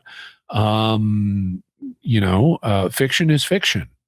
And so it doesn't need to follow the rules that real history and real life does. Having said that, that doesn't mean it doesn't need to follow any rules. It does. Most of them are aesthetic rules. There also, though, are moral rules. Like, for example, I'll cite the example of Stargate SG-1. Now, Stargate SG-1 is about a team of people who visit other planets. And one of the things that they discover when they start going to other planets is that many worlds have humans on them who were brought there by this ancient race called the Goa'uld. And the Goa'uld are they're kind of snake-like, and they're parasitic, and they identify themselves as gods. So they're really not gods, but they identify as gods. And so the gods of human mythologies, like Egyptian gods like Osiris and Set and Hathor, they were all Goa'ulds. And Norse gods, like, actually not the Norse gods, they were something else. Greek gods like Zeus and Apollo and Heracles and so forth, they also were Goa'ulds. And so there's a question, and you can debate either way. I don't think the series ever settles it, but you could debate, were the gods invented first and then the Goa'ulds impersonated them? Or did the Goa'ulds come down and introduce the concept of these specific gods? Well, okay, fine. But they basically explained almost all gods from world religions, all over the place in terms of the Goa'uld. And the Goa'uld are very cruel. They are very vicious. They are technology thieves. They are domineering. They don't value human life. They're bad. They're bad guys. And in one episode, and one of the members of the SG-1 team is this really cool guy named Teal'c. And for some reason, he's got an apostrophe in his name, even though they don't pronounce it in any way. It's like, if you're going to put an apostrophe in somebody's name, it should have a meaning in terms of how it's pronounced.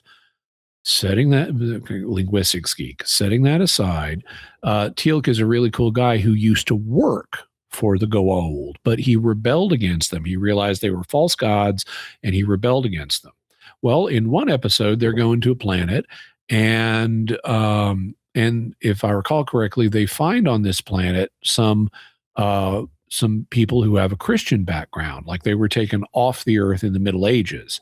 And they're wondering, oh, wait, what does this say? And I may be misremembering that, but they're wondering, could, like, Jesus have been a Goa'uld?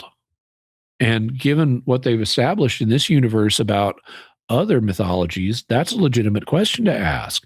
And before they can even consider it, Teal'c, the guy who used to work for the Goa'uld, just says, no Goa'uld would ever have the patience. And he's right. Jesus, is this figure who preaches love for everybody, even your enemies. He dies on a cross to, it's like, this is totally un-Goa'uld like behavior. And so they are able on this show to address the question, which is a legitimate question given the universe they've set up, in a way that A, makes sense, and B, doesn't offend Christian religious sensibilities in the audience, and C, wouldn't actually offend the eternal real God. So I count that as a triple win. So I haven't seen Supernatural, and I don't know what they do with folklore and mythology and religion. It is fiction, though, so that implies certain liberties in how you combine it all. And I don't see a problem here in general, but it doesn't mean unlimited liberties.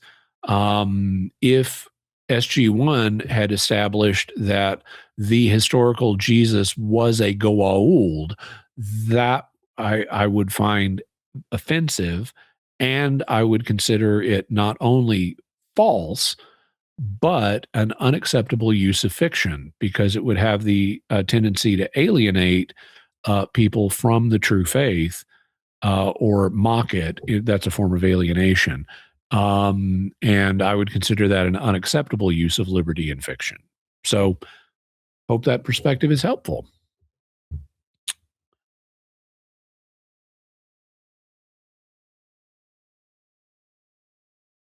Theo Singtons says, philosophically, how does God create something ex nihilo without that something being of his own substance at all?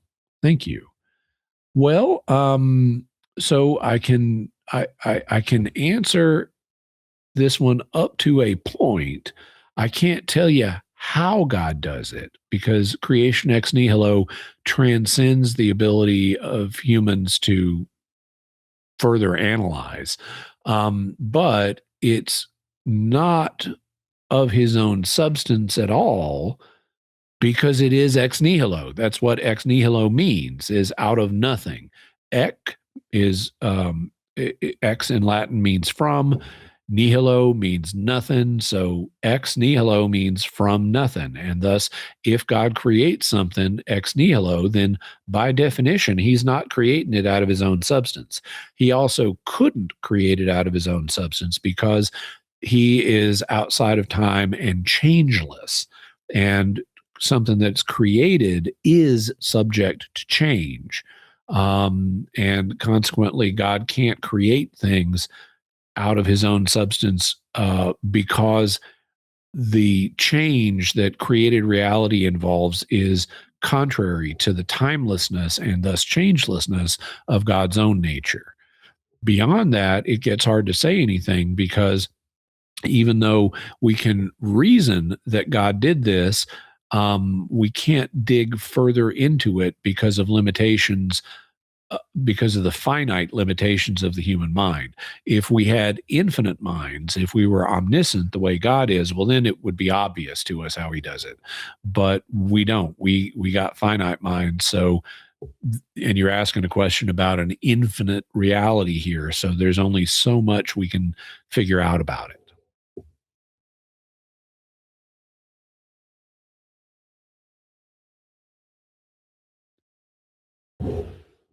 Nine Darth Tyler says, what one of your pipes has the most sentimental value, or just one of your favorite?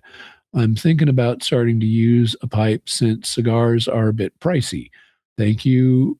God bless and Merry Christmas. Well, thank you. And likewise.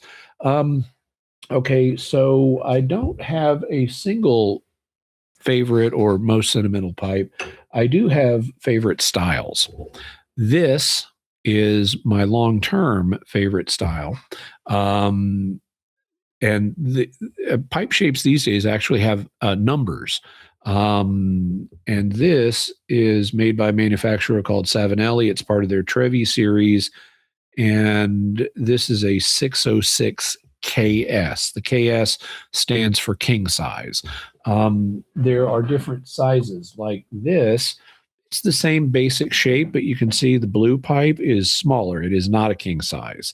But I tend to like king size pipes, and I tend to like this shape. It's bent, and so you would say this is a bent pipe as opposed to a straight pipe. I tend to like briar, and this is a classic shape. There are some pipes, and I don't really have a lot of them because I don't like them. But you can get pipes that are really strangely shaped, and I have my limits.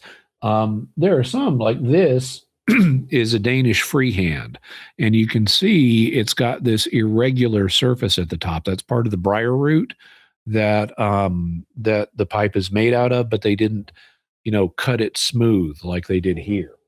And having a free hand like that is okay for me. This is about as bizarre as I get in terms of shape, but this is actually tame compared to a lot of the shapes I see out there. I tend to be a fan of classic shapes, and specifically this shape, which is a bent billiard shape, to use a technical name for it. On the other hand, I don't smoke those exclusively. This is another Savinelli. Savinelli is an Italian manufacturer. This is a 111 KS, so it's also a king size. It's also part of their Trevi series, and this is a straight pipe rather than a bent one. I historically have almost exclusively smoked bents, but I do have a few straights, and lately I've been using them. So I've developed a bit more of an appreciation for straight pipes. They also, what you're going to be doing is also has an effect on which pipe is going to be shape is going to be best for you, whether straight or bent. If you're going to be doing anything physical, bent tends to be better. Because it's easier for there to be mishaps if it's a straight. Tobacco can fall out more easily and so forth with a straight. At least that's one of the things I've heard. I've never empirically tested it. There are also variations. Like this is a 605 instead of a 606. And you'll see it's basically identical to the 606 with one difference, and that's the stem. This has a straight stem. This one has this stem that starts straight, but then it swoops in and is much thinner. And this is called a saddle stem.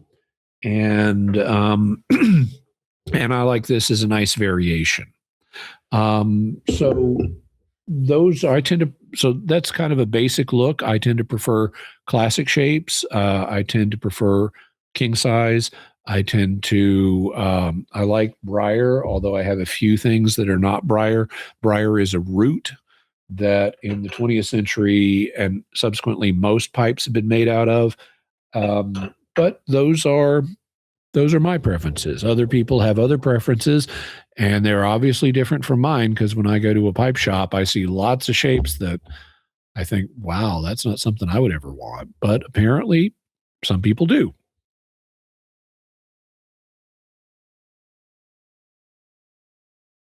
Mike Potter 1291 says, what happened to the rod of Aaron and the manna in the ark, and what's the significance of them being missing?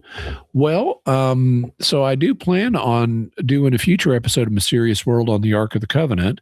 There are reports that it was hidden away, and that's possible, but I don't know that those reports are accurate, because there are other prophecies, like from Jeremiah, saying a day is coming where we're not going to have an ark and no one's going to think about it. No one's going to build another. It's like the days of the ark are over. And if you take that kind of passage with full force, then what probably happened was the ark got destroyed when the Babylonians invaded. It's also possible it got hidden. It's possible it got hidden and then got destroyed. But we are told that certain ancient artifacts, including Aaron's rod and a pot of manna, were inside the ark, and the Ten Commandments were inside the ark. That's actually not all of those are confirmed in the Old Testament. My memory is that the full list is like in the book of Hebrews, but by that point, the ark had been gone for hundreds of years.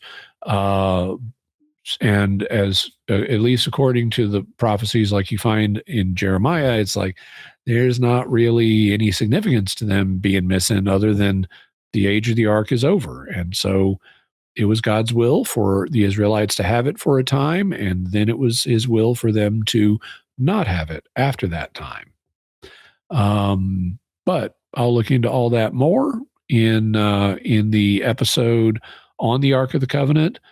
My suspicion is that that the age of the Ark is over, and I'd love it if it turned out it's hidden away somewhere, and the answer is not Ethiopia. What's going on with Ethiopia is something different, and I will talk about it in the episode I end up doing on the Ark. But the true Ark is not in Ethiopia, and it would be great if it turns out that it still existed and has survived for the last 2,500 years and not rotted away, because wood does that under moist conditions. I'd love it if we found it, but I don't expect we will. Okay, one more question, then I'm going to take a break for a second. Are you a comic book fan? This is something Mike Ortego asks. Yes, I am a comic book fan. I have been since I was a boy. I still read and collect comics. I'm primarily a DC Comics fan. I have read Marvel. I'm not reading any Marvel currently, but I have read a good bit of Marvel, including the classic Chris Claremont, John Byrne X-Men run. That's kind of when I started collecting comics. But primarily I'm a DC Comics fan. And my all-time favorite superhero team is the Legion of Superheroes. If you're not familiar with them, they're a group of young superheroes in the 31st century. So you get both superheroes and science fiction. What's not to like? All of the runs of the Legion have been good, except for the most recent one, which was by Brian Michael Bendis, and I think it's basically unreadable, and it only lasted a year. Currently, unfortunately, they don't have a Legion comic in print, but I believe I've heard that they're going to be starting one next year, which I will really look forward to.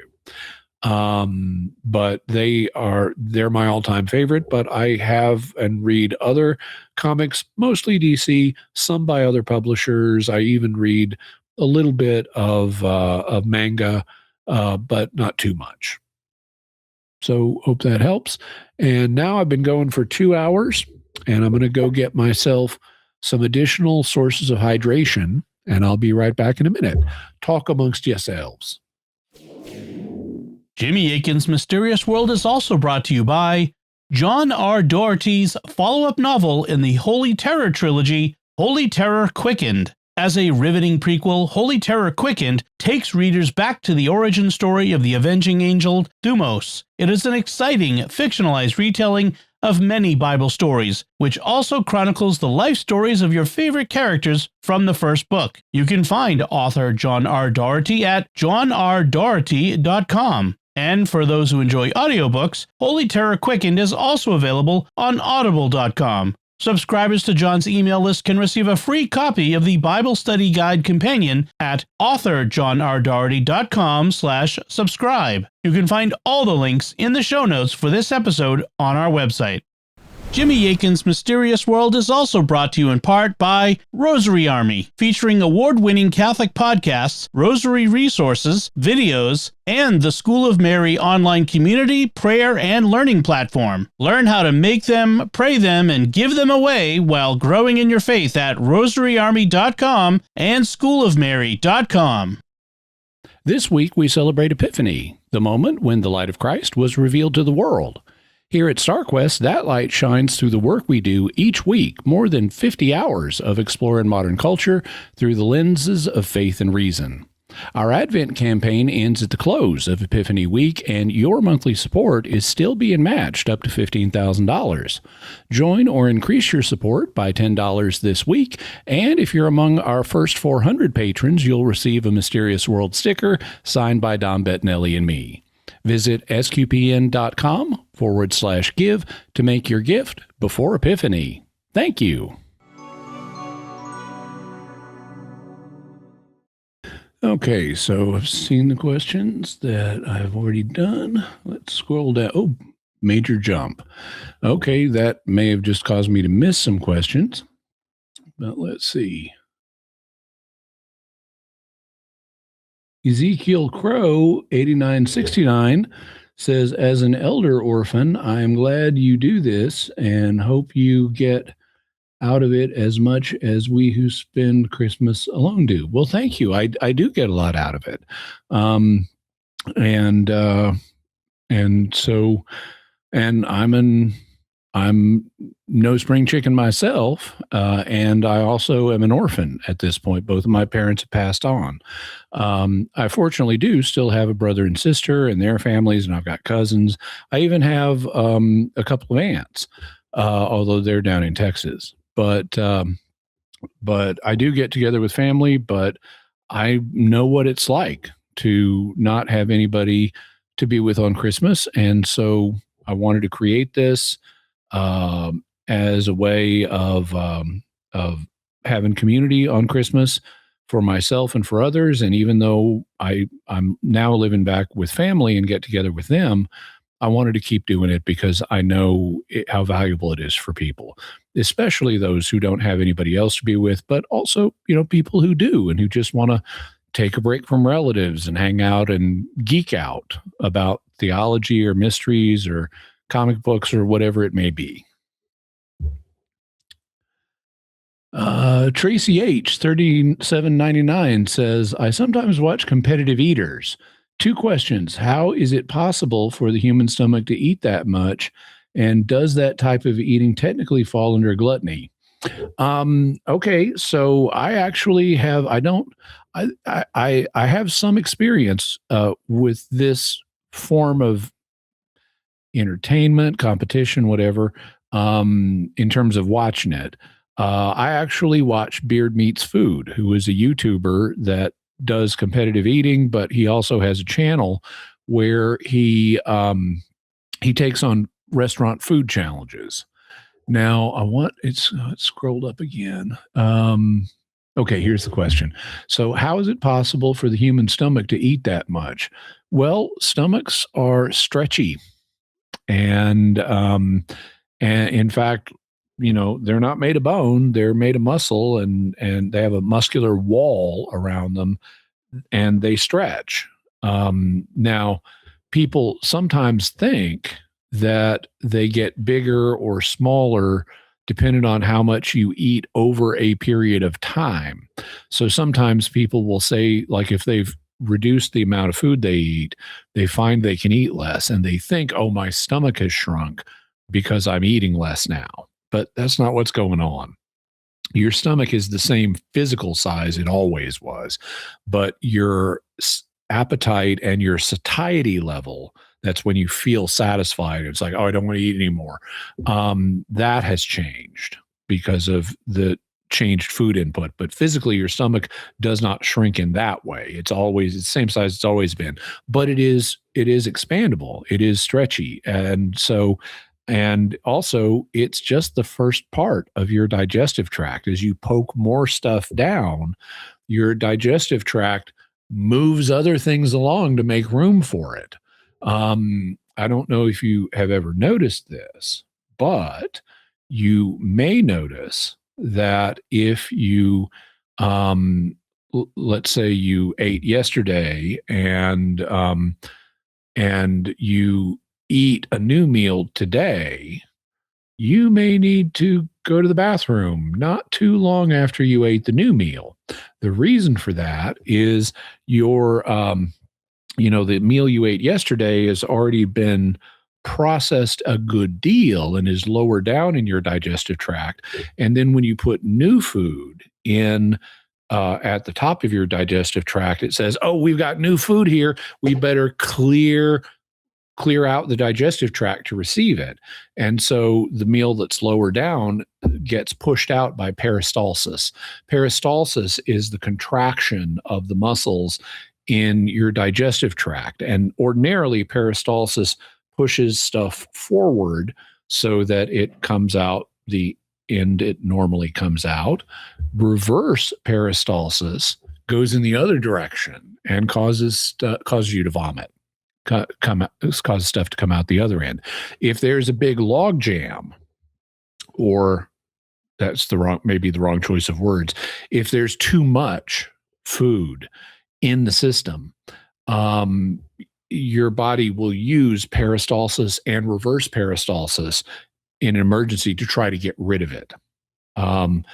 And so it's actually possible for people to eat physically, consume much more than they think is possible, because of the amount of interior space and the stretchiness of our digestive tract.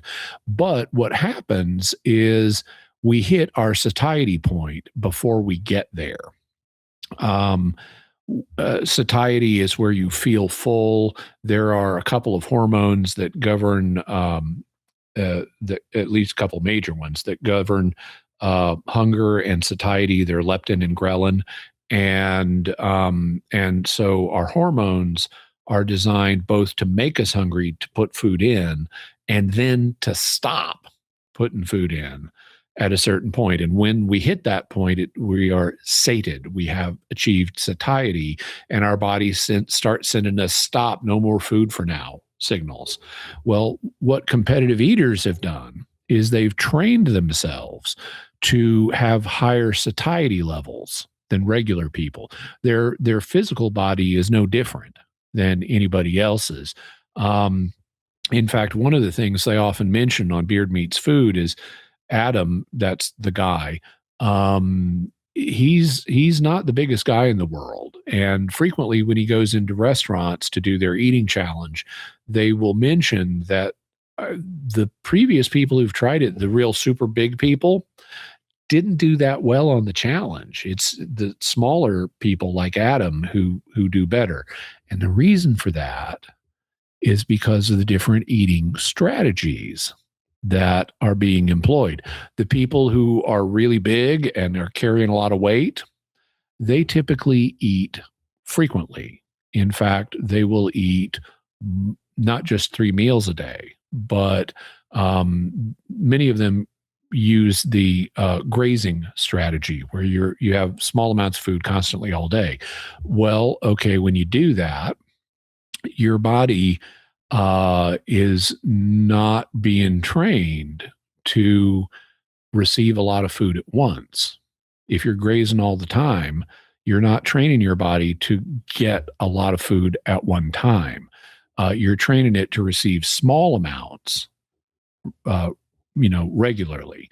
And so that's going to make it harder to do an eating challenge and receive a whole bunch at once. Whereas what Adam does is he'll have like the 1 meal a day where he does the food challenge, and then he won't eat any other food that day and maybe for several days afterwards. So what he's been doing is training his body to think food is not constantly available. And so when you get the opportunity to eat, you better eat a bunch of it because you're not going to have the opportunity to eat again soon. So you can see how this is the exact opposite of the grazing strategy. And that's why Adam is able, on Beard Meats Food, is able to eat a large quantity all at once because he has a really high satiety level, because his body wants him to eat as much food as possible during this very limited time window, because he's not going to eat again for a long time. So that's part of how competitive eaters are able to eat so much. They are much more likely to be using a strategy like Adam, which involves eating less frequently than eating all the time. And does this type of eating technically fall under gluttony? Well, it's going to depend on how you define gluttony, but I would say no. Gluttony is eating, there are extended metaphorical forms of gluttony, but if we're talking about gluttony as it's historically been understood, I would say that gluttony is defined as eating in such a way that it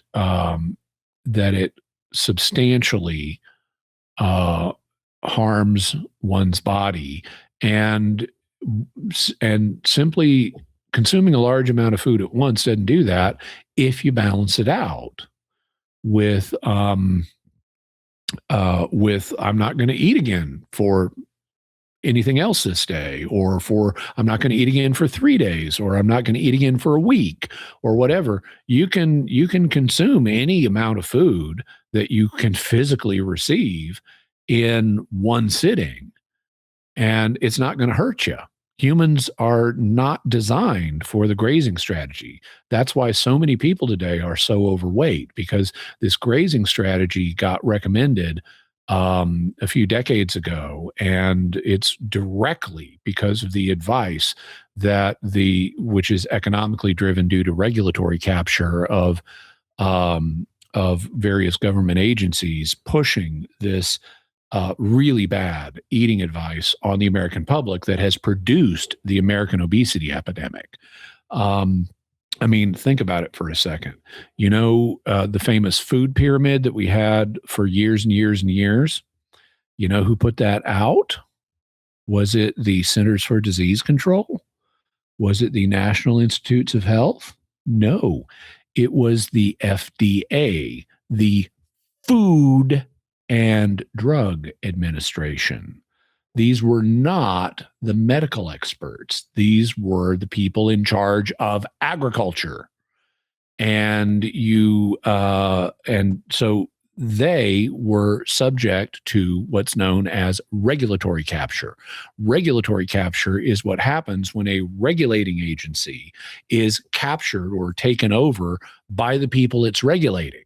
So you have someone like for a big major agribusiness who they've been working with the agribusiness for a long time, and now let's get them a government appointment, and they go into the FDA because they know all about the agribusiness. They just spent 10 or 20 years working in the agribusiness.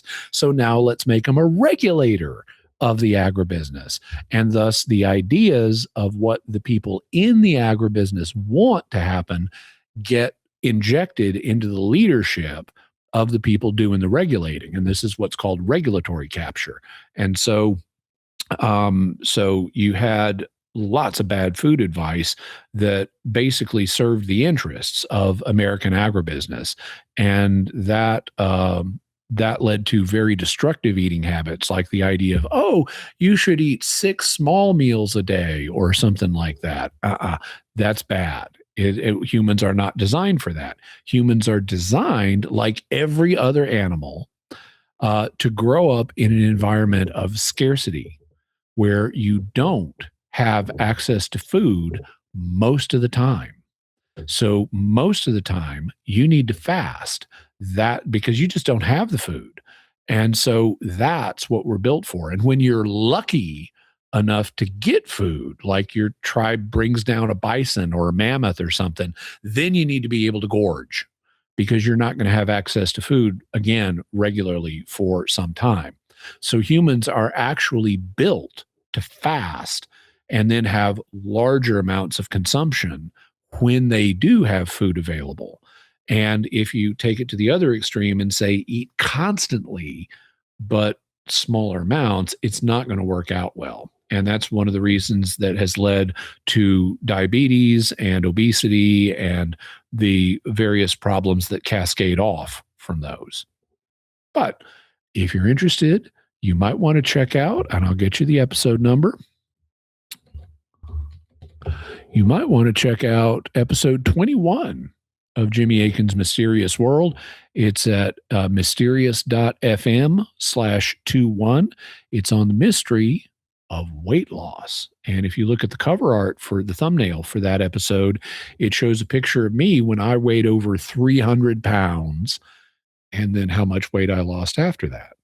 So it is possible to do. And a key to doing it is eating less frequently. Okay. So hope that helps, Tracy H.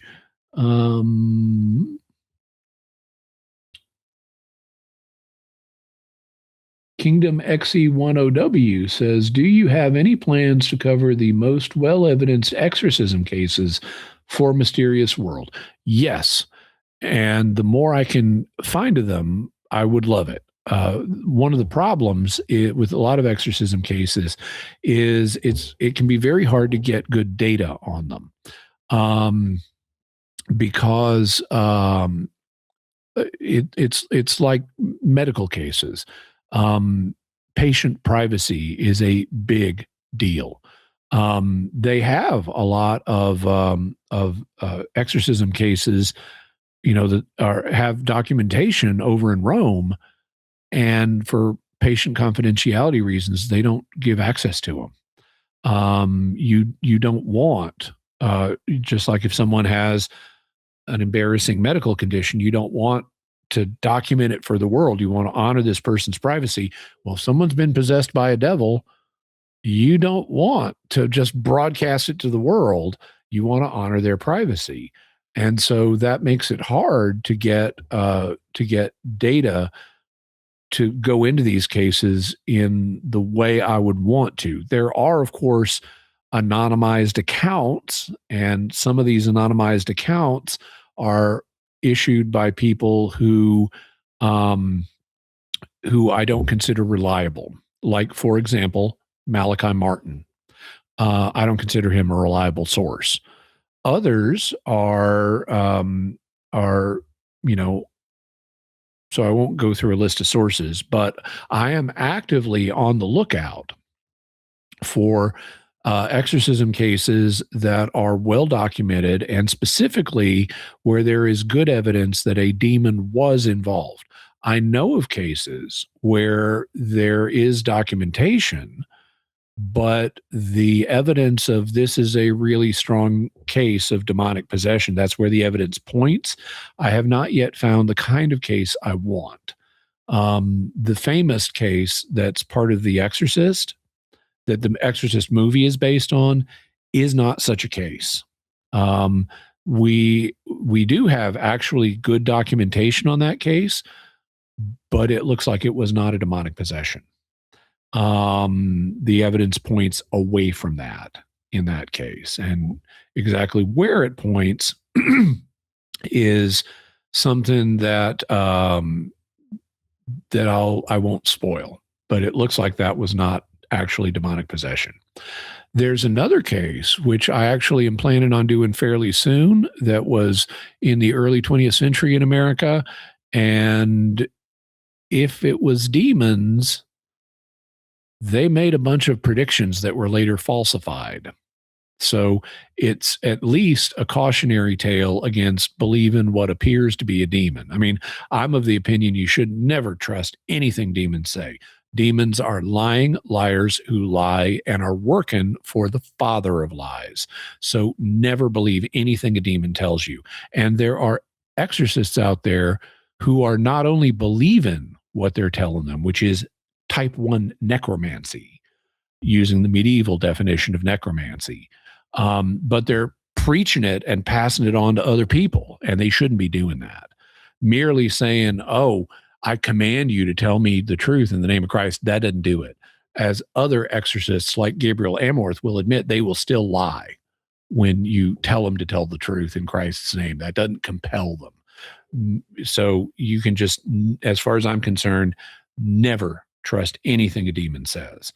But I am actively on the lookout for well-documented cases of actual demonic possession, and I will be covering a range of different reported demonic experiences. Some of them where the evidence points to demonic possession, and some of them where the evidence points to other possibilities. Because we need to be aware of all the possibilities and not just focus on ones that fit a particular narrative. Let's see.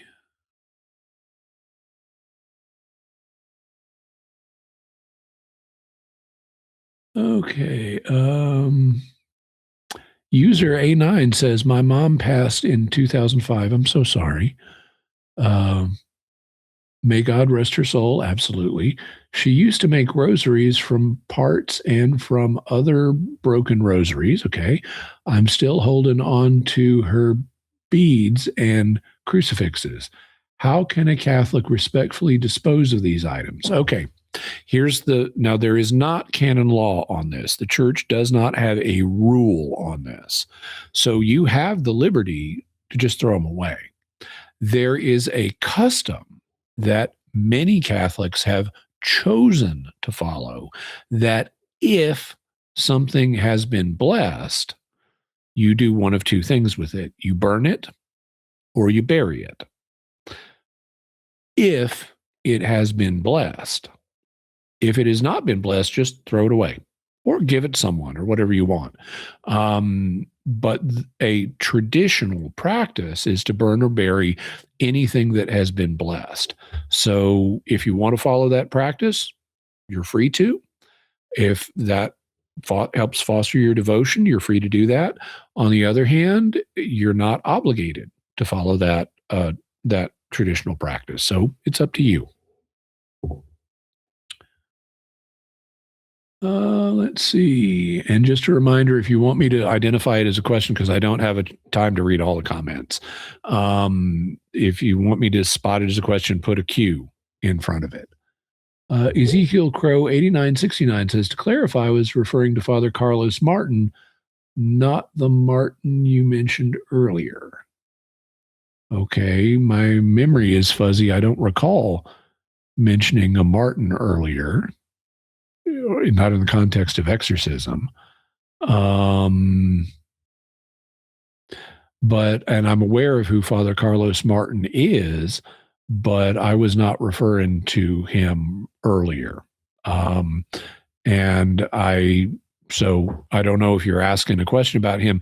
If you are asking a question about him, I'm afraid I'll need you to restate it.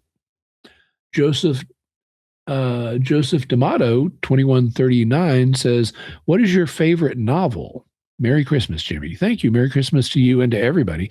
I don't know that I have a favorite novel. I don't tend to think in terms of favorites.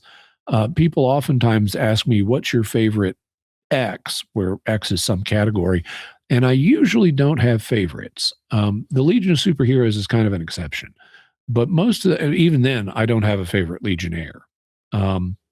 But I have things I like, and what I like depends on the category. I mean, like, for example, with detective fiction, well, I like the Sherlock Holmes stories. I've read all of them multiple times. With sticking with literature now as opposed to TVs or movies. With science fiction, I like Larry Niven's Known Space series. I like a lot of Jerry Pournelle's a Codominium series. I think Jerry Pournelle is a really good writer. I like H.P. Lovecraft's cosmic horror and some of his dream cycle stories. I like Tim Powers' modern fantasy.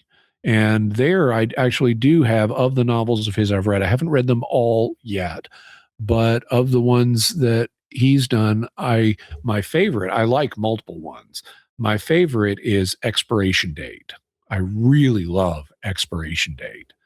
And I'm told that's not even the best. I've been told one of his other novels is the best, but I'm saving that one. I'm kind of building up. But thus far, I really love the Tim Powers novel Expiration Date. So I don't really have a favorite novel, but those are some of the books that I really like.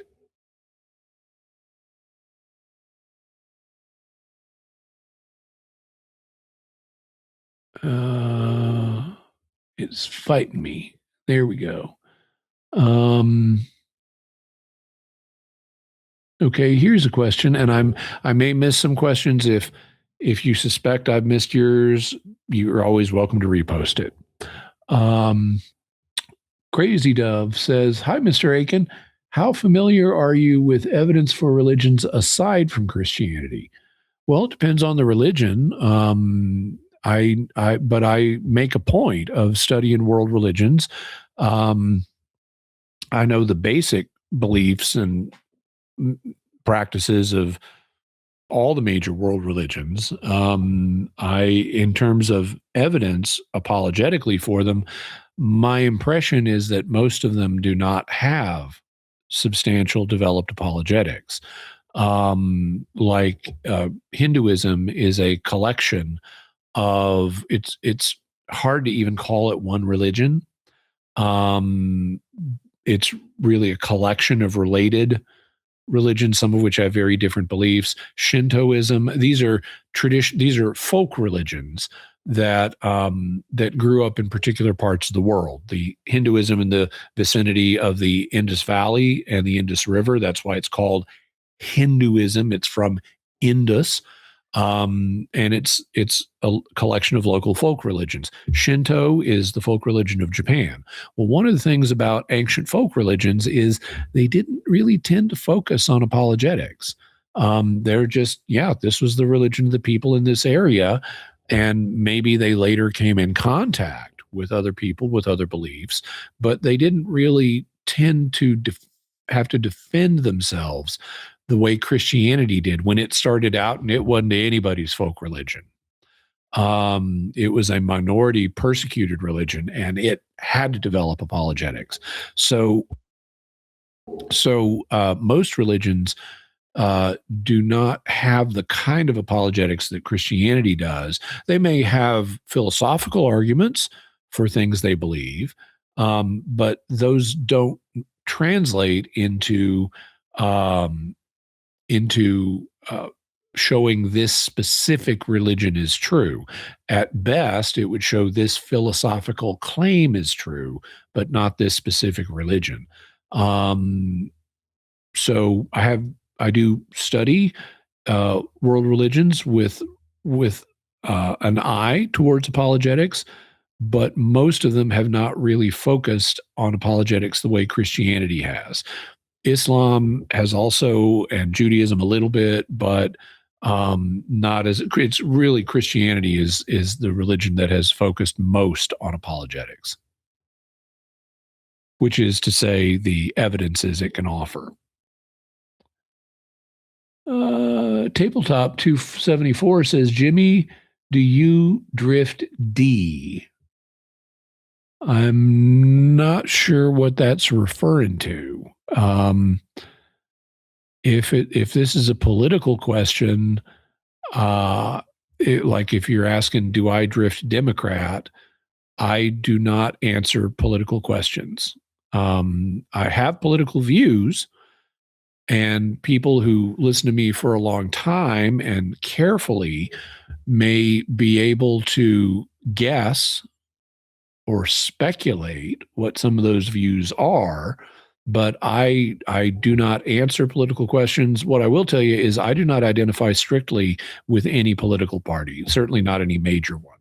I am an independent thinker, and in general, I stay out of politics because I'm here to serve people's souls. And if I said, I'm a Democrat, I would lose all the Republicans. And if I said, I'm a Republican, I would lose all the Democrats. And that's just off mission for me.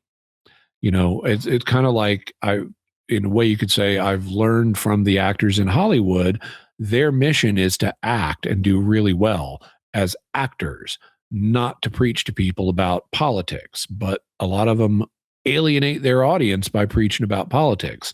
Well, I don't want to do that. My mission is serve people's souls. And that's the most important thing to me. So I stay out of politics in public.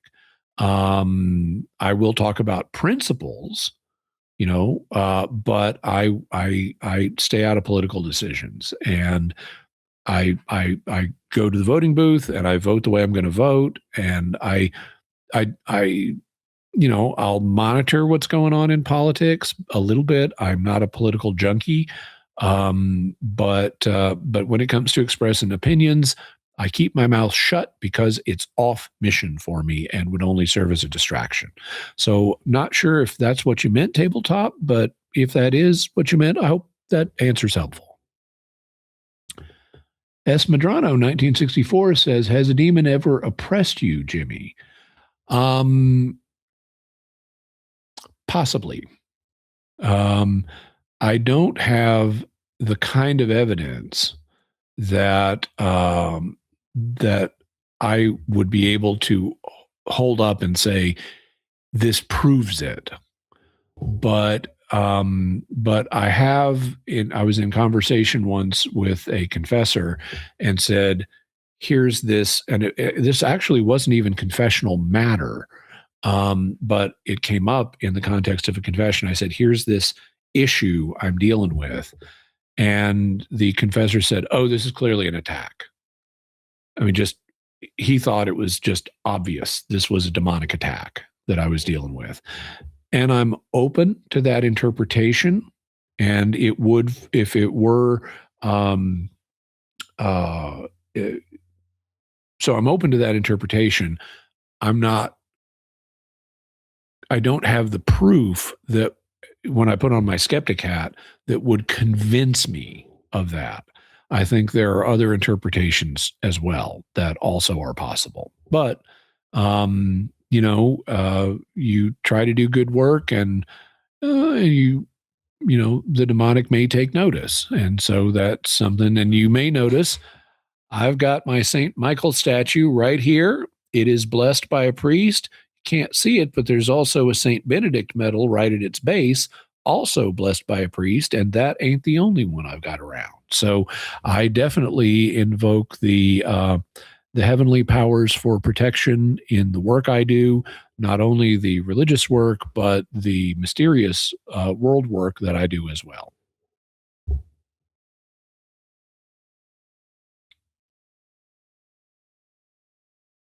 John Davis 5654 says, do studies of identical twins separated at birth show that free will isn't so free? For example, is nature, for example, nature is more important than nurture? There are, it's going to depend on what you're talking about. There are cases of identical twins raised apart that are startling. And, like here we got these two guys, they dress the same, they drive the same kind of car, they're married to women with the same name, they smoke the same kind of cigarettes, and it just goes on and on. They've got all these similarities. And that suggests that there may be a genetic or nature component that's affecting some of these decisions in ways we wouldn't expect. Now, it's something that can only be playing a role. Let's suppose you've got two identical twins raised apart and they both smoke some obscure brand of cigarette. It can't be one of the major ones like, Marlboros or Camels.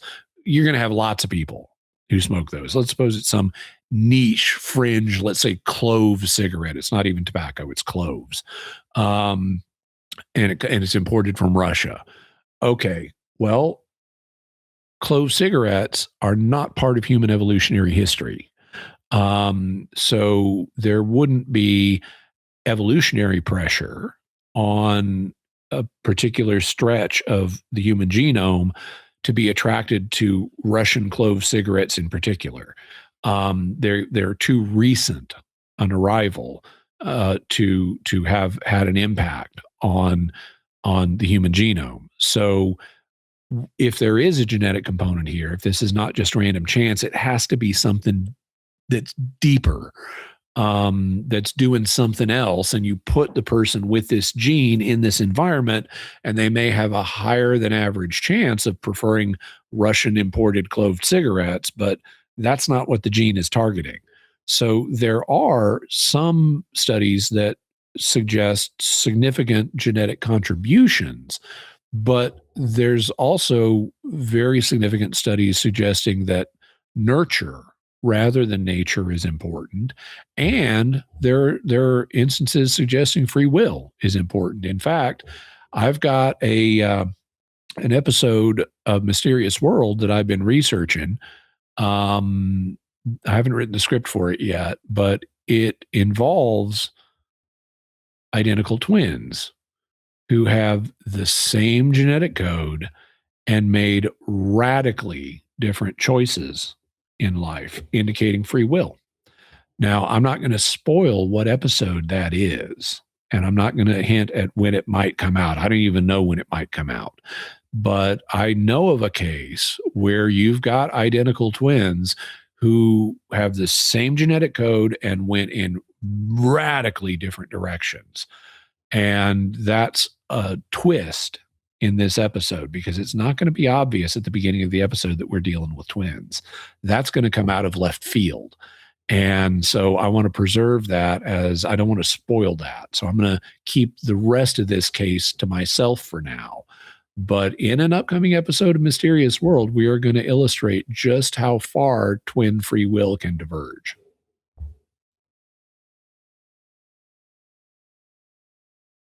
Let's see. Would you consider doing an episode of Mysterious World on President Warren G. Harding? The circumstances surrounding his death is rife with mystery and might make for a good discussion. Yes, I have. I'm open to doing episodes on all of the assassinations of American presidents and of foreign leaders as well. There are some foreign leaders who have really interesting death circumstances. But Warren Harding is an American president who didn't make it out of office alive, and he is someone we may look at in the future. Ezekiel Crow 8969 says, I have more or less gothic aesthetic. I am an Addams Family type of guy. Me too. The monsters are okay, and I like the monsters, but the Addams Family is on a different level. Do you think it is conflict or accentuates Catholic life? After all, Gothic came from Catholics. Well, okay, Gothic architecture came from Catholics, but in terms of an aesthetic, I would say what they say in Latin: de gustibus non est disputandum. In other words, there is to be no disputing about tastes. If someone has a Gothic aesthetic, it's certainly compatible in literature or dramaturgy or whatever. It's certainly compatible with the Catholic faith, but it's not required by Catholic faith. If someone is a Catholic and says, "Yeah, I don't like that. That's not my thing," then I wouldn't look down on them and say, "Well, you're not the kind of Catholic you ought to be." No, it's a matter of personal choice. MJewel84 says that Eucharistic miracles are impossible to replicate under laboratory conditions, would make them fundamentally unprovable under scientific scrutiny, ? Well, okay, as with any scientific issue, and I need to open another one of these drinks. As with any scientific issue, it's going to depend on what you mean by proof. I mean, you never get certainty in the natural sciences. You can get certainty in mathematics, but not in the natural sciences, because they're dependent on observation, and observation can always be mistaken or misinterpreted. So you'll even have many scientists saying things like, well, technically we don't have proof. You have proofs in mathematics, but you don't have proof in science in anything but a loose sense. You have mounting evidence and for particular proposals, and the evidence may mount so high that it's not rational to spend time worrying about other alternatives. But you never get final convincing proof in the natural sciences, because scientific method just doesn't produce that. Having said that, if you use the word proof in a more relaxed sense,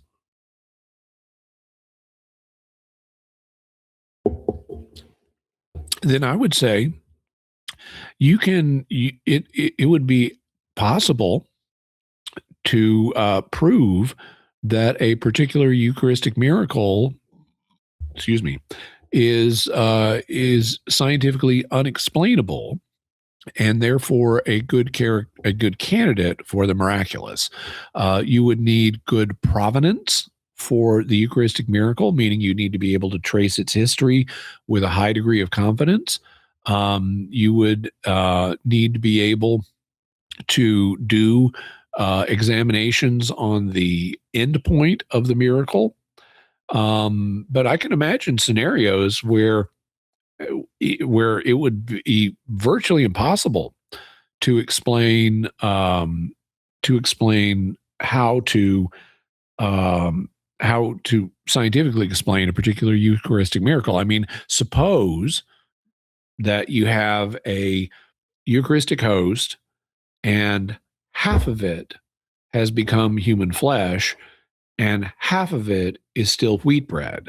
And then these two would be fused down the middle on some level, in some way, on the cellular level. Well, you could see one end of this thing is clearly looks like bread under a microscope. One is clearly looks like human flesh under a microscope. If we know where and when this originated, how else are you going to explain this scientifically? Scientifically, bread does not transform into flesh, and flesh does not transform into bread. And if you can eliminate the possibility of hoax because you know the provenance of this, and you have good confidence that it's not a hoax, then that leaves you in the area of scientific inexplicability, which is as far as science can go. And then you can propose that it is a miracle, which is consistent with scientific inexplicability. So that's how I'd approach that. Let's see.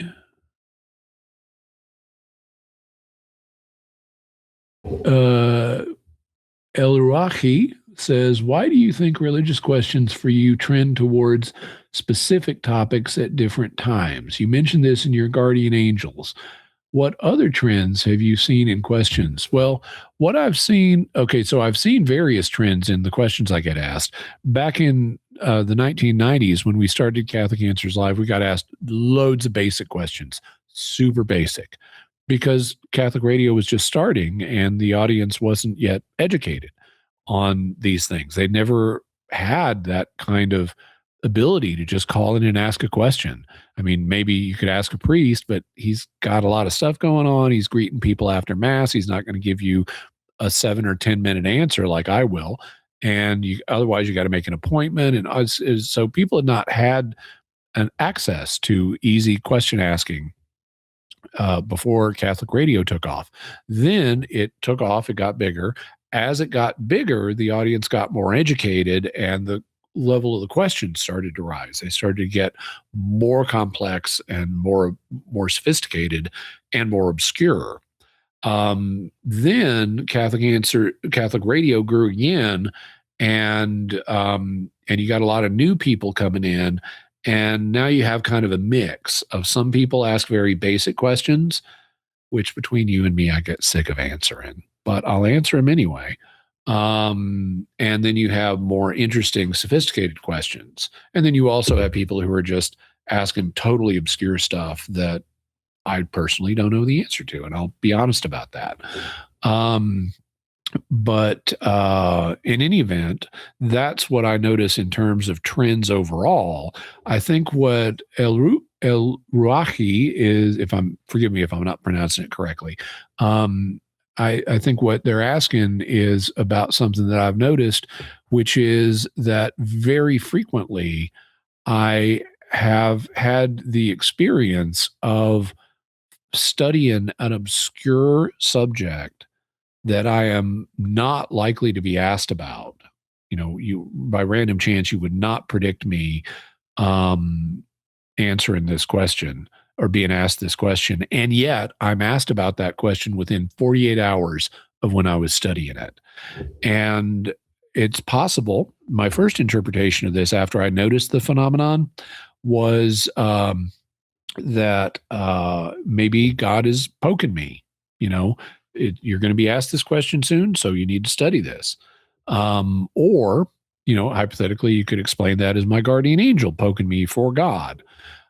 Subsequently, I have learned, subsequent to that, I've also gotten a background in parapsychology. And I'm happy to say, being published, and this is going to be happening. These articles have already been accepted for publication, but I'm now starting to publish in peer-reviewed scientific parapsychological journals.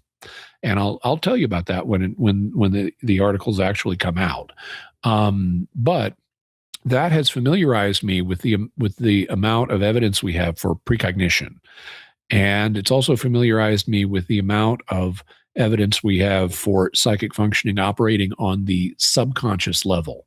We have really good evidence that a lot of people in general are using psychic functioning subconsciously to navigate their environment.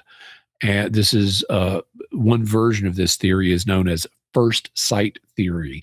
It was proposed by a gentleman named James Carpenter, but it's built on a lot of research done by other people. And I think the evidence is there is really serious evidence that people need to consider about, are we constantly using psychic functioning to just navigate our environment, and it's happening on a level we don't even realize, and it's only occasionally it breaks through into our conscious mind. Well, okay, I'm an apologist. My environment involves answering lots of obscure questions. So if first sight theory is correct, that humans use psychic functioning to navigate their environment in a subconscious way, then it would make sense for me in my circumstance to research those questions I'm going to be asked about soon, like within 48 hours. And so there's both a supernatural explanation where God or my guardian angel has given me these nudges, but how they're doing that might be through first sight. So by the way, it's the reason, well, I won't go into all why it's called first sight, but there is a reason.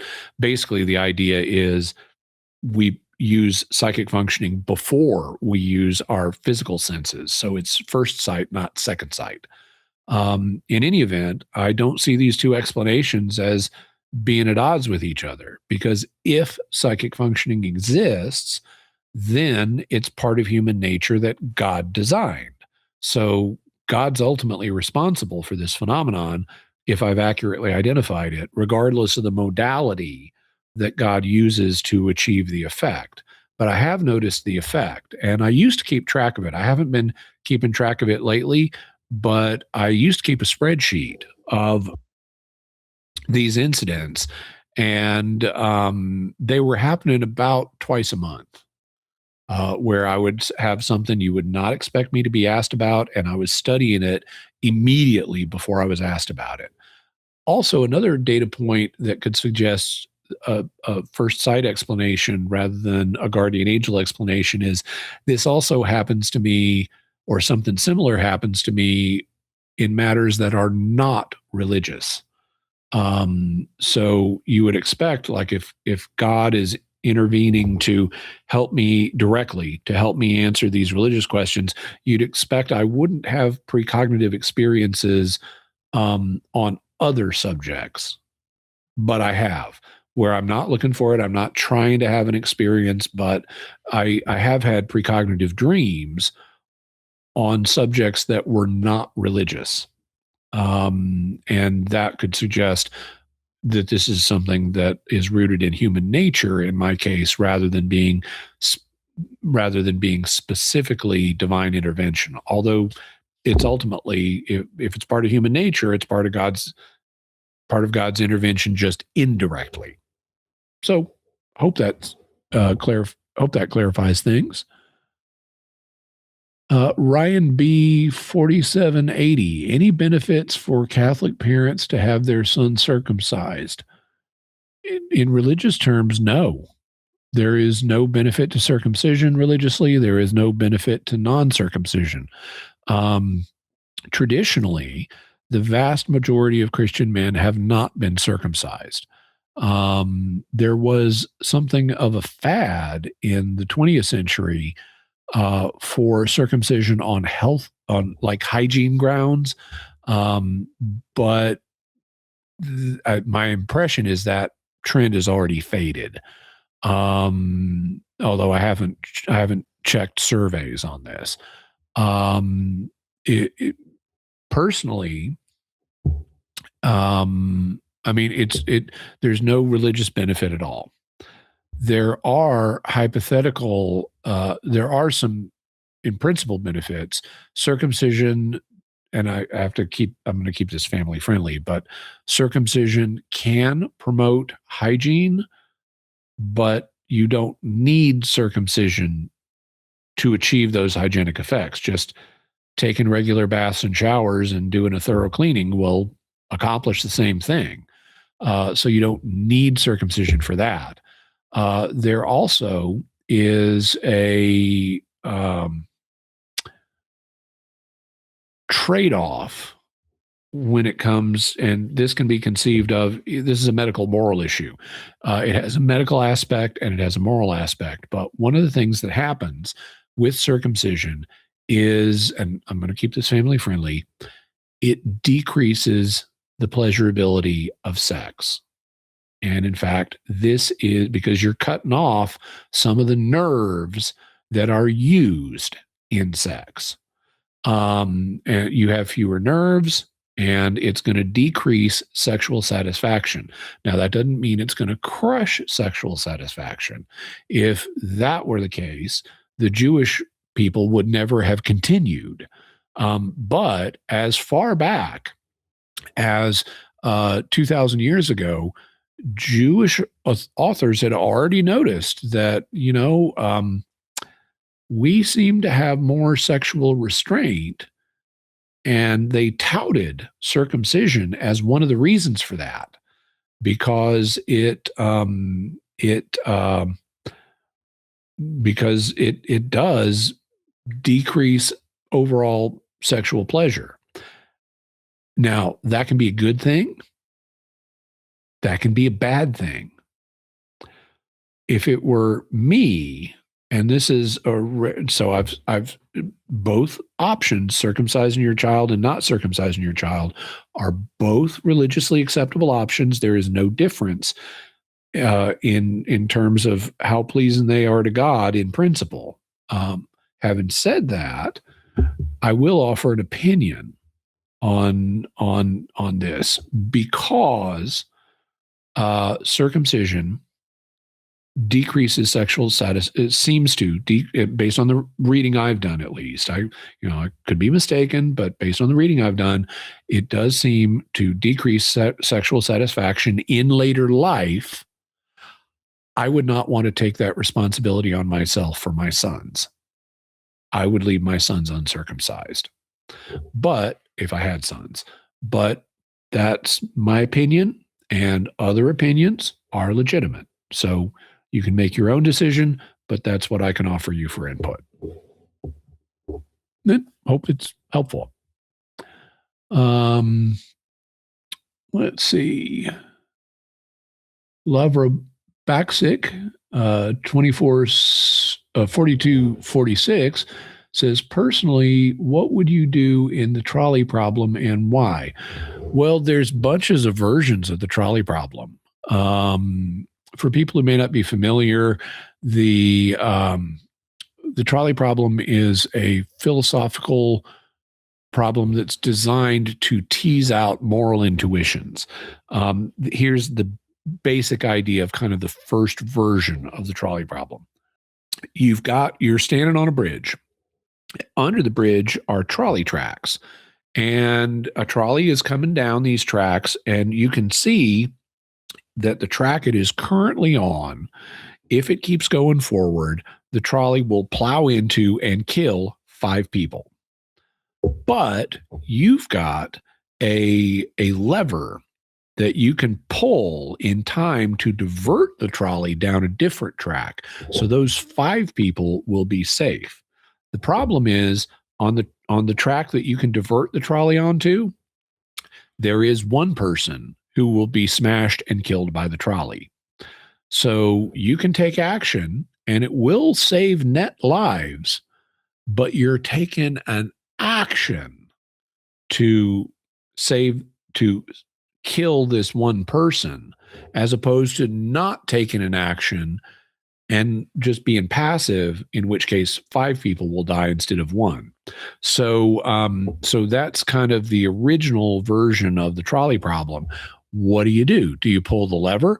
If you pull the lever, then you save net lives, but you have taken positive action resulting in someone's death. If you don't pull the lever, more people will die, but your hands are clean. You didn't intervene in this. You didn't design the situation. You didn't do anything to contribute to it. You just let a situation that you didn't create happen, and you kept your hands clean. So that's the kind of original version of the trolley problem. There are variants. Like in some versions, you don't have a lever you can pull, but there's a fat man next to you that you can throw off the bridge to stop the trolley. And the fat man that you throw off the bridge, he will die. Why, you might wonder, is this an option? Why have people come up with this one? Well, some people are okay with the idea of pulling the lever. So it's like, yeah, I'd pull the lever, and that means one person is dying. And then, so the next question is, if you're okay pulling the lever so this person dies, are you okay manhandling another human being so you don't even have to pull the lever? You just throw someone in front of the trolley to stop it. And hence the fat guy. He needs enough mass to be able to stop the trolley. And generally, people who are willing to pull the lever are often not willing to throw the fat guy in front of the trolley. And so this is a moral intuition that a lot of people have. And you say, why would this be? Why would they be willing to pull the lever, which results in one death, but they wouldn't be willing to push the fat guy, which also results in one death? What's the difference? You took positive action in both cases to cause one death in order to save five. And the best answer, even though most people can't articulate it, seems to the best answer that I've heard proposed is the reason people have more problem pushing the fat guy off the bridge than pulling the lever is it involves direct physical manhandling of another human. And we have an inbuilt aversion to that in a way we don't just using a device. So even though the net lives are the same, people have an intuition that it's more problematic to directly harm another human being than to do it more remotely, even if the effect is the same. And you can also take it even further. That's why I said there's a bunch of variations. Suppose that the problem is that is different. Here's another version of the trolley problem. The trolley is going to kill 5 people if it stays on its current course. There is a guy who has a lever and will divert the trolley onto another track where it will kill nobody, but he will only pull the lever if you kill the fat man. And so you've got to directly kill this guy, not just shove him off a bridge. You've got to slit his throat. Okay, well, the calculus in terms of lives is still the same. It's still a choice of 5 people die or 1 person dies. But your role in it is different. And so the underlying question, what this set of problems is designed to do, is help us tease out and reflect on our moral intuitions about what's okay and what's not in these different situations. So when I'm asked, what would I do in the trolley problem? I've got to say, well, which version of it? Because there's a bunch. If you're asking about the basic version, I know what my instinct would be.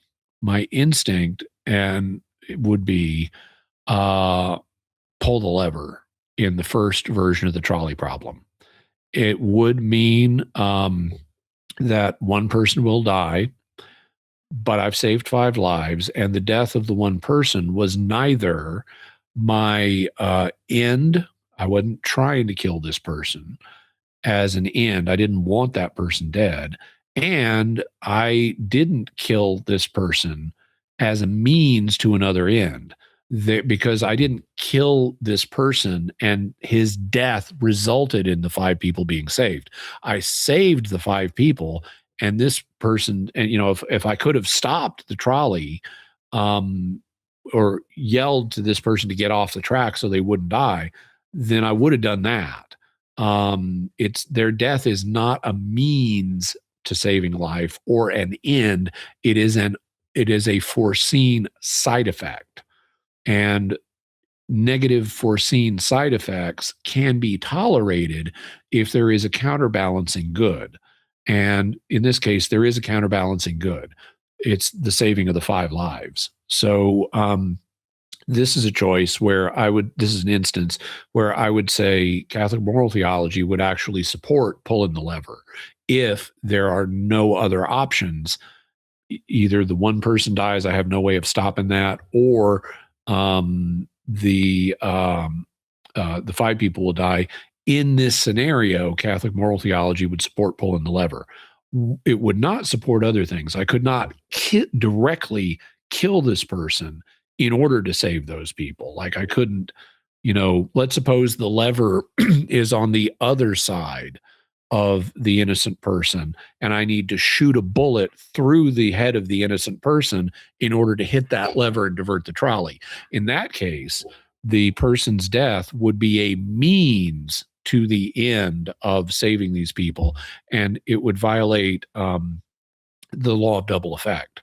So under the law of double effect, the way the scenario has been set up, I could and would pull the lever, and that would be my instinct in the first version of the trolley problem. Jedi Master Yoda says, is it true that people are attracted to personalities that correspond to the personality of their parent of the opposite sex if they have a good relationship with them? I don't know. I do know that there is a reported phenomenon that people tend to marry people that they look similar to. So it's like I grew up around people who looked a certain way and I marry someone like that. They also may tend to marry people with personalities like the ones they were raised with. But I don't know of research that has been done of personality preferences based on this specific fact pattern. There may be studies on this. It wouldn't surprise me if there were. So there may be studies on this, but I would be somewhat cautious with them because one of the things that actually, and this is actually due to parapsychology, one of the things that's been uncovered is there is a replication crisis in regular psychology and in other branches of science. So this is a psychological or sociological question, really psychological, and a lot of research is flawed, and so you have to be really careful in how you do your studies. And so I would be interested to see if there are studies indicating this. It's possible that there are studies. It's possible that they do indicate this, but I would want to see replication because independent replication, because a lot of studies are for one reason or another, and there's actually a whole bunch of different reasons, but a lot of studies today are simply wrong, especially in psychology. Okay. Let's see. And every time I scroll to try to get another question, it tends to jump on me. So I think I'm at the bottom of the chat right now. We've still got an hour to go. If people want to ask me questions for another hour, I've already tried singing Gilbert and Sullivan. I didn't see reaction to that. I assume there was reaction to that. Oh, here's a question. Just scrolling up a bit. Ryan B 4780 says, response to people who say idiomotor effect is insufficient to explain Ouija board. Also, any credible reports, if I assume that's of demonic activity directly tied to Ouija board use. Okay, so let's define our terms for people who may not know. Now, Ouija board is something that it's a toy that used to be I forget if it's Milton Bradley that owns the copyright or the patent on it, but it's a modification of what used to be called a talking board or a spirit board. back in the 19th century, they had these boards where they would put the letters of the alphabet, sometimes the numbers, sometimes things like yes or no or goodbye on them, and they would sometimes use like a glass. They'd take a wine goblet and turn it upside down. People would put their hands on the wine goblet, and it would move around and spell out messages to them. Then they also had another device that was used called a planchette, which was a little plank, and it had room for a writing pen in it. And people would put their hands on the planchette, and it would move around, and it would do automatic writing. It would spell out messages in written form. And then I forget exactly the year, but about 100 years ago, a toy manufacturer gets the idea, let's stick them together. So let's take a talking board or a spirit board and include a planchette-like device, which is basically a pointer. And they didn't need to put the pin in it at this point, and today they make them out of plastic and stuff. But basically, a Ouija board is a letter board. It also has things like numbers and yes and no and goodbye. And you put a little plastic thing on it called a planchette, even though it's a little different than the original little plank device. And you put your fingers on it, and it moves around, and it spells out messages. Now, at least if that's what you want it to do. Now, the claim is that it's spirits talking to you.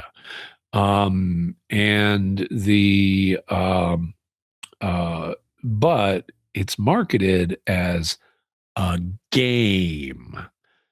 And so that's kind of a significant warning about how seriously you should take the claim that this is spirits talking.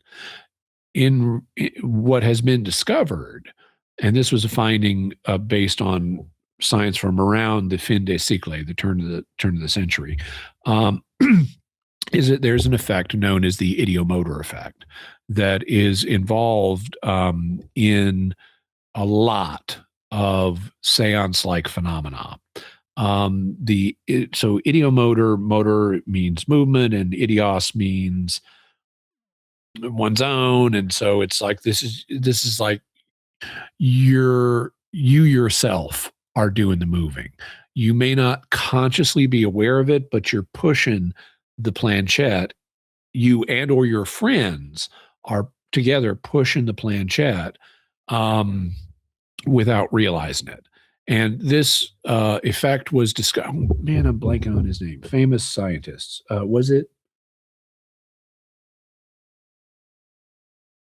Blanking on his name.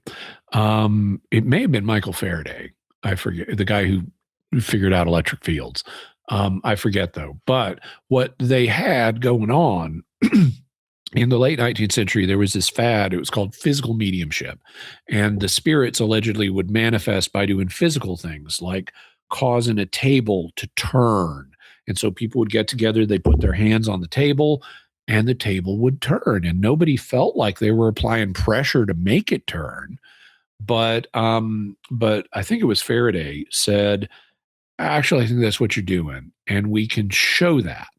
So what he did was he created these mats that you put the mat on the table, and you would put your hands on the mat, and the mat had two layers, so and a pointer, so that if you are putting pressure on the table to turn a certain way, the pointer will indicate that because you're sliding the top part of the mat that's in contact with your hands, whereas the bottom part of the mat, which is in contact with the table, is not going to move. And so they will become mismatched.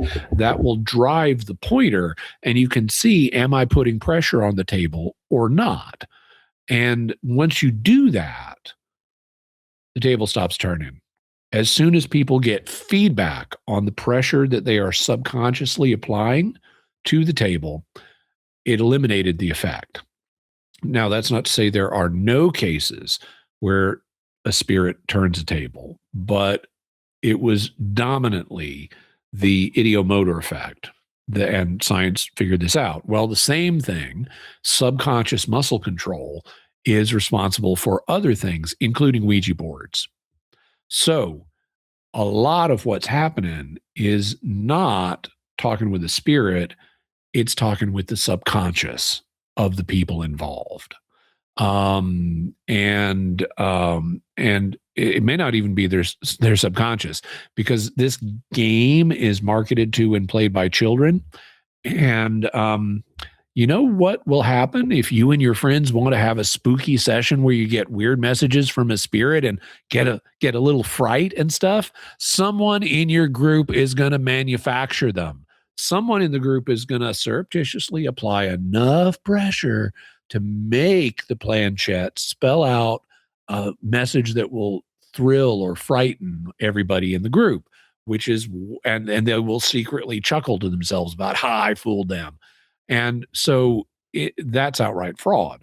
Well, a lot of what happens with Ouija boards is outright fraud.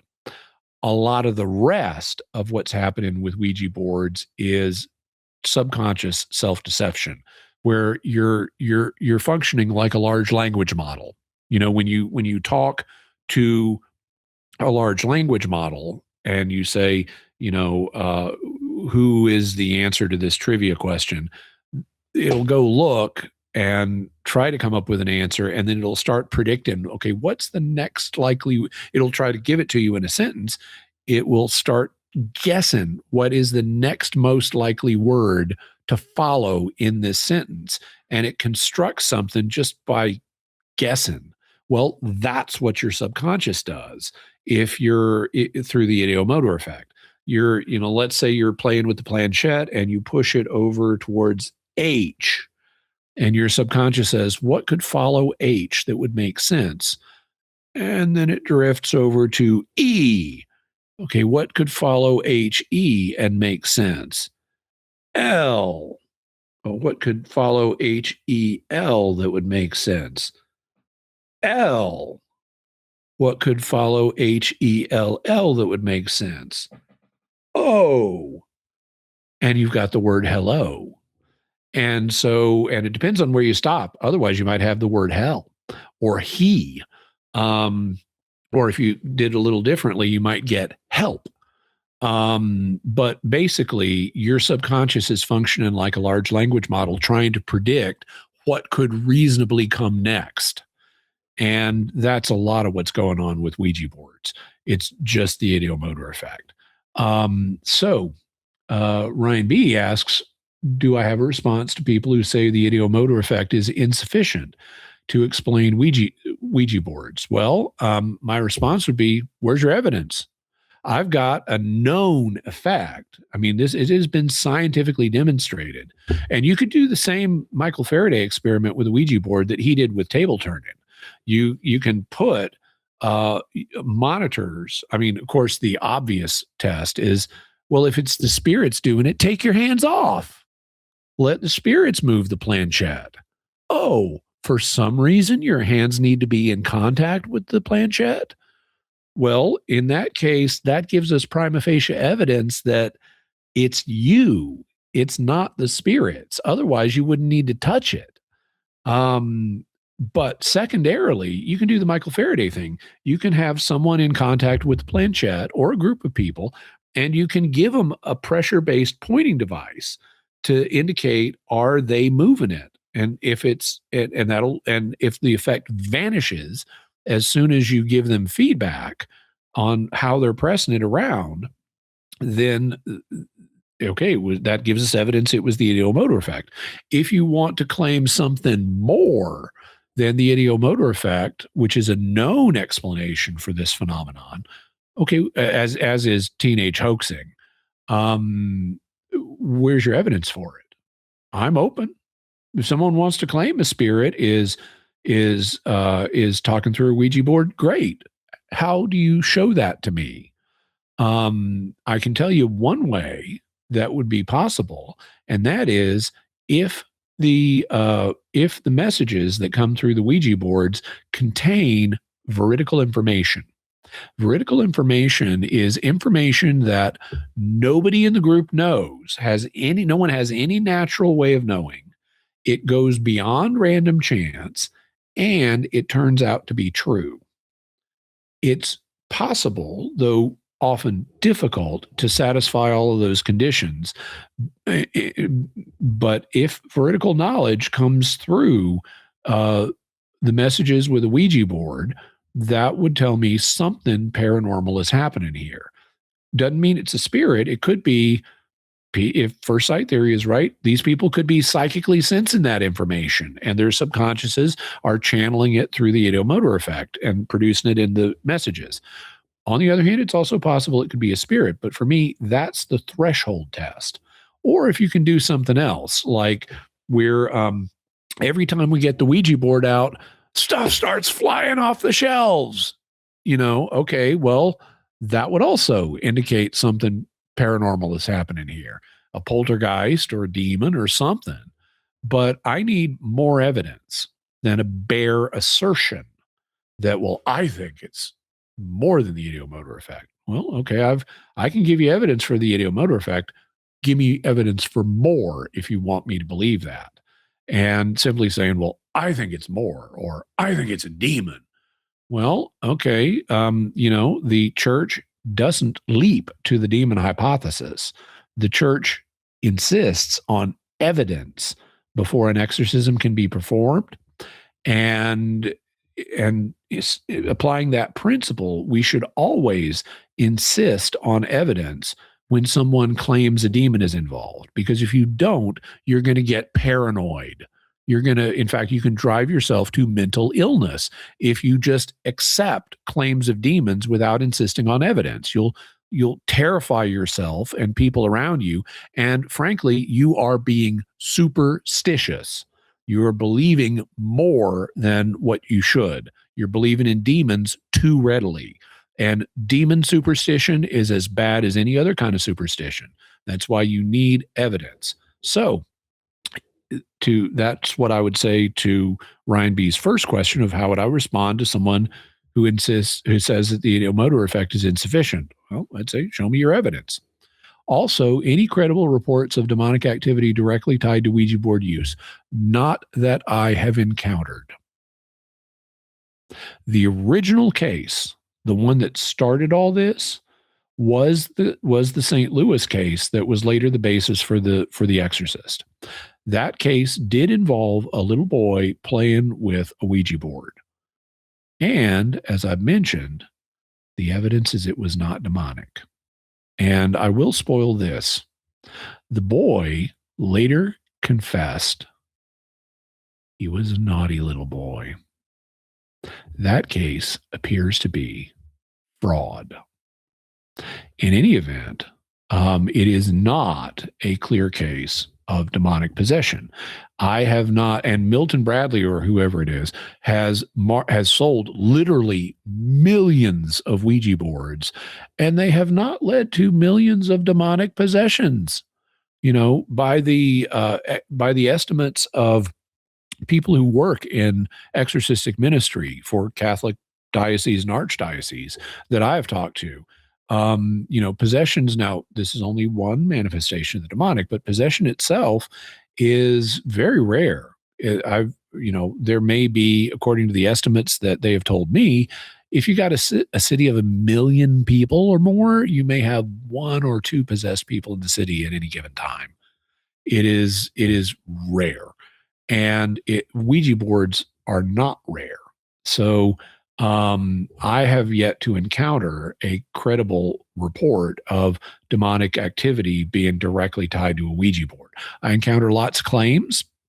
I have not encountered lots of investigations of those claims. And a claim and an investigation of a claim are 2 different things. I hear lots of rumors. I see very little actual evidence because rumors are not evidence. So that's what I have to say about that at the present moment, based on the data I have. Let's see. I think we've got some new chats down here at the bottom. By the way, we're going to go for about another 40 minutes. Ryan B. also says that little boy using the Ouija board, was that the Exorcist movie? I thought that was a genuine case. It was a genuine case. And they changed the gender of the boy for the movie. They made it a little girl instead of a little boy. And of course, the movie is fictionalized anyway. But it and exaggerated to make it a good horror movie. But it is based on a real case where a little boy, now to give you the original context, so the little boy, and we will do all of this in a future episode of Mysterious World. The little boy, his identity, because of patient privacy, was unknown for many, many years. But he was a little boy in St. Louis. He grew up in a Lutheran family. He had, I believe, an aunt who had a Ouija board. They played with the Ouija board. They started having unusual activity that was poltergeist in nature. They went to the Lutheran pastor and he wasn't able to help them. So then they brought in Catholic priests, and the priests diagnosed it as this is demon. The parapsychologist J.B. Rhine also was asked to look into it, and he said, this doesn't look like a demon. It looks like a poltergeist case. It looks like this is caused by a little boy who's under stress and his subconscious is throwing a psychokinetic temper tantrum. At least that looked more plausible to J.B. Ryan than the demon hypothesis did. And he told the priests that, but the priests went with the demon hypothesis, did a bunch of exorcisms. Eventually the phenomena subsides, which you would expect, whether it's demonic and after the exorcisms, or a poltergeist, or fraud, and the kid just gets tired of it. And then a long time goes by, and eventually the family, by the way, became Catholic. But then decades go by. The little boy, his identity, he's passed on now. He grew up, became a man, and his, I forget if it was his wife or girlfriend, but after he passed on, his identity became known. And so I will be giving his name and stuff and talking about him in the episode. But he told his significant other female person, I was a naughty little boy. And so that means some element of this case was fraud, maybe the whole thing. But it does not look like this is, you can't just look at this and say, oh, this is all demonic. The movie is based on a real case and is exaggerated in typical Hollywood ways. This little kid did not have his head spinning 360 degrees. He wasn't climbing on the ceiling and vomiting pea soup. But there were in this things that at least looked like poltergeist activity. But in poltergeist cases, you always got to check for fraud, because kids who are under stress, and you got angsty teenagers and mad at their parents, they can fake it. So you got to be careful of that. And it looks like in this case, that played at least some role. So that's what I have to say about that for now. Let's see. Silentium L3V says, question, evening prayer of the Liturgy of the Hours of Saturday is the first evening prayer of Sunday.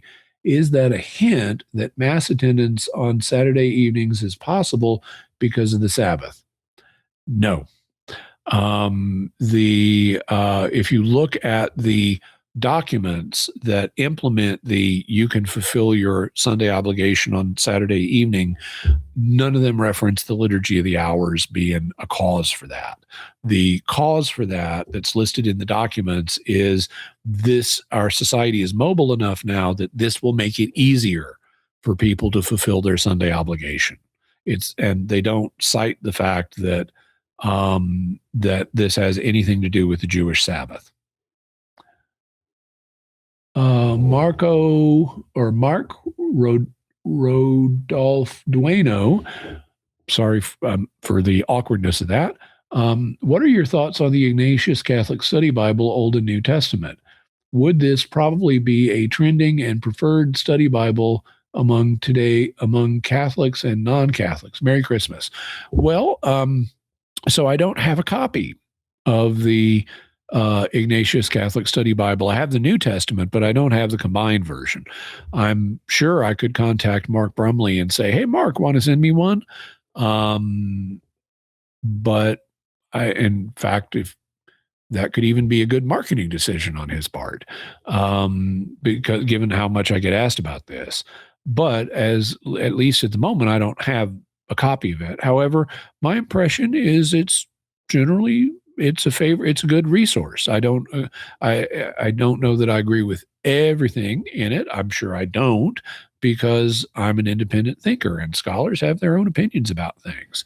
But it's playing on the side of the angels, and it's going to be better and less scandalous for some people than other translations and editions. With it's not so much the translation that's the main problem as the notes and introductions to the books.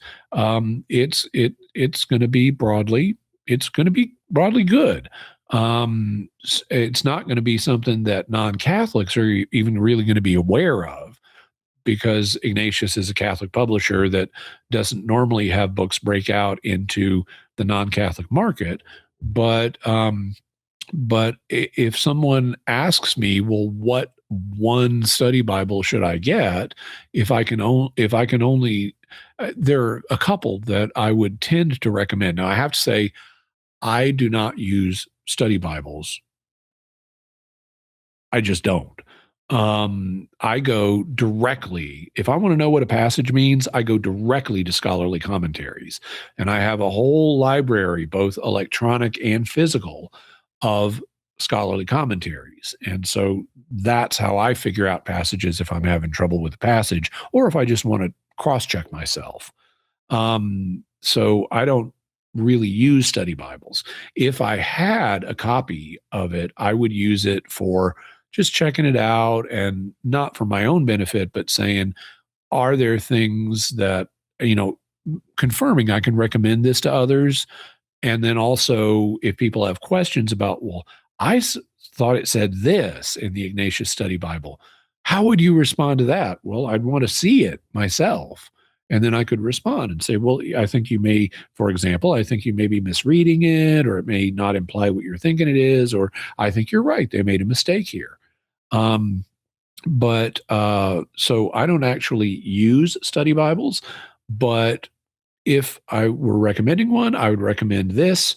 I would recommend I forget the exact name, but the Augustine Institute's study Bible.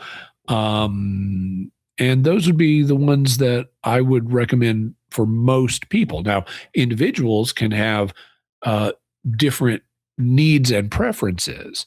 Like if someone wanted a more devotional study Bible that was really more focused on devotion than study, well, then I'd probably recommend the Navarre Bible. But it has notes of a much more devotional nature, but that's a different kind of Bible than what I think of when I think of a study Bible. But it's a good one. It's on the side of the angels. I'm sure I don't agree with everything in it, but it's a good one, and I can recommend it based on my knowledge of it. Although, Mark Brumley, if you want me to be more confident in my knowledge of it, you could send me one, and then I could be more confident in my recommendation, or not, because I'd have to see it first.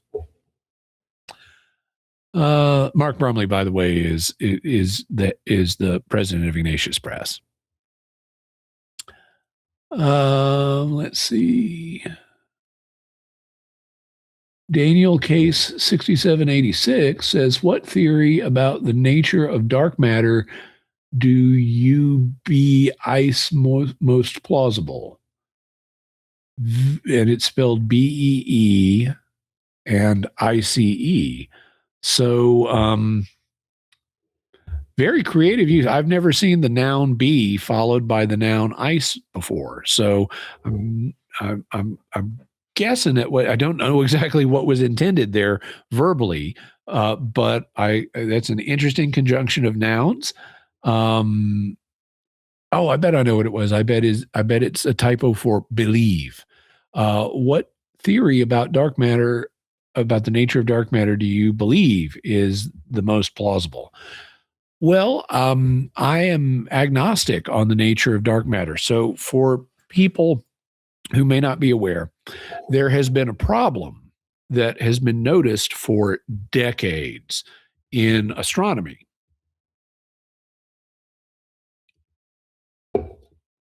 which is, I mean, this is one manifestation of the problem. And this was, I believe, the first one to be noticed.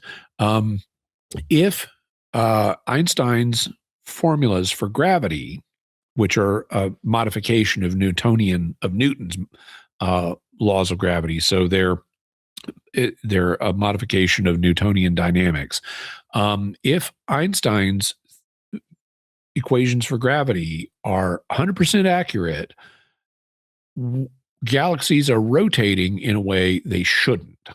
If they're just made out of the matter we can see, what you would expect, you know how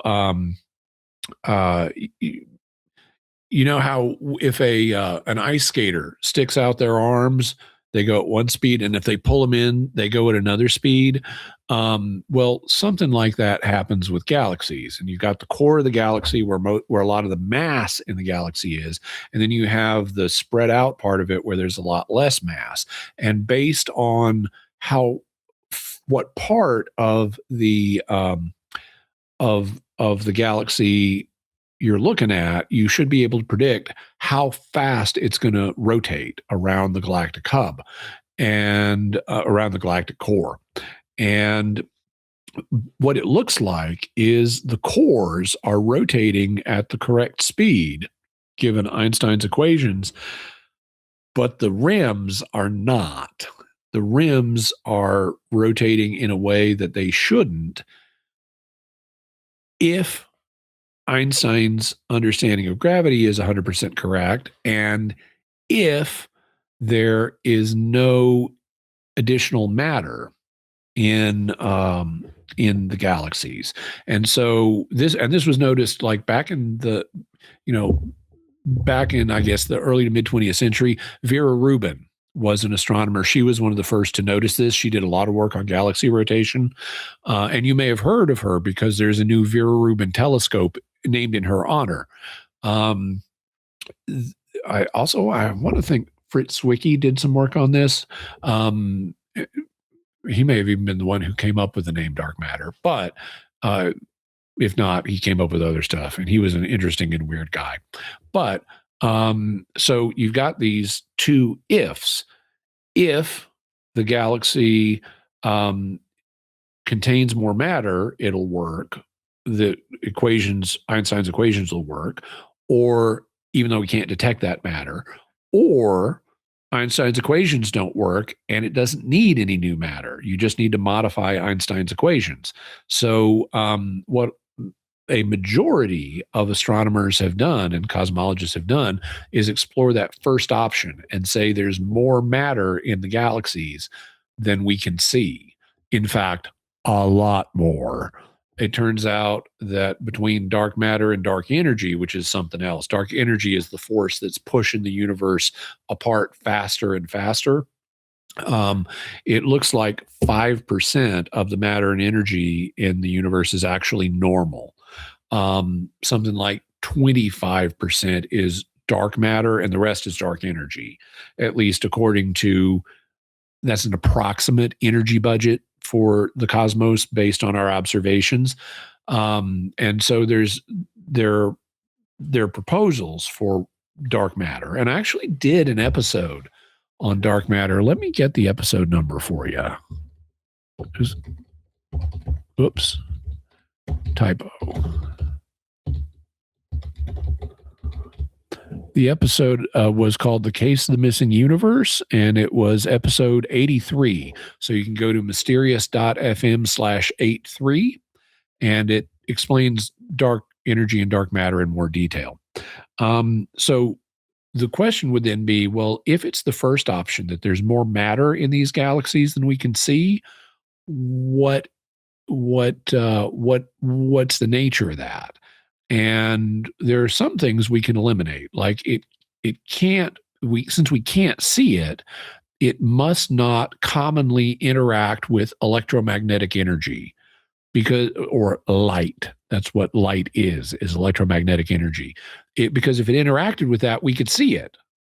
Just like we see other things in galaxies. We see the stars, we see gas clouds, we see, black holes, which actually don't emit light, but we can see them based on their effects around them.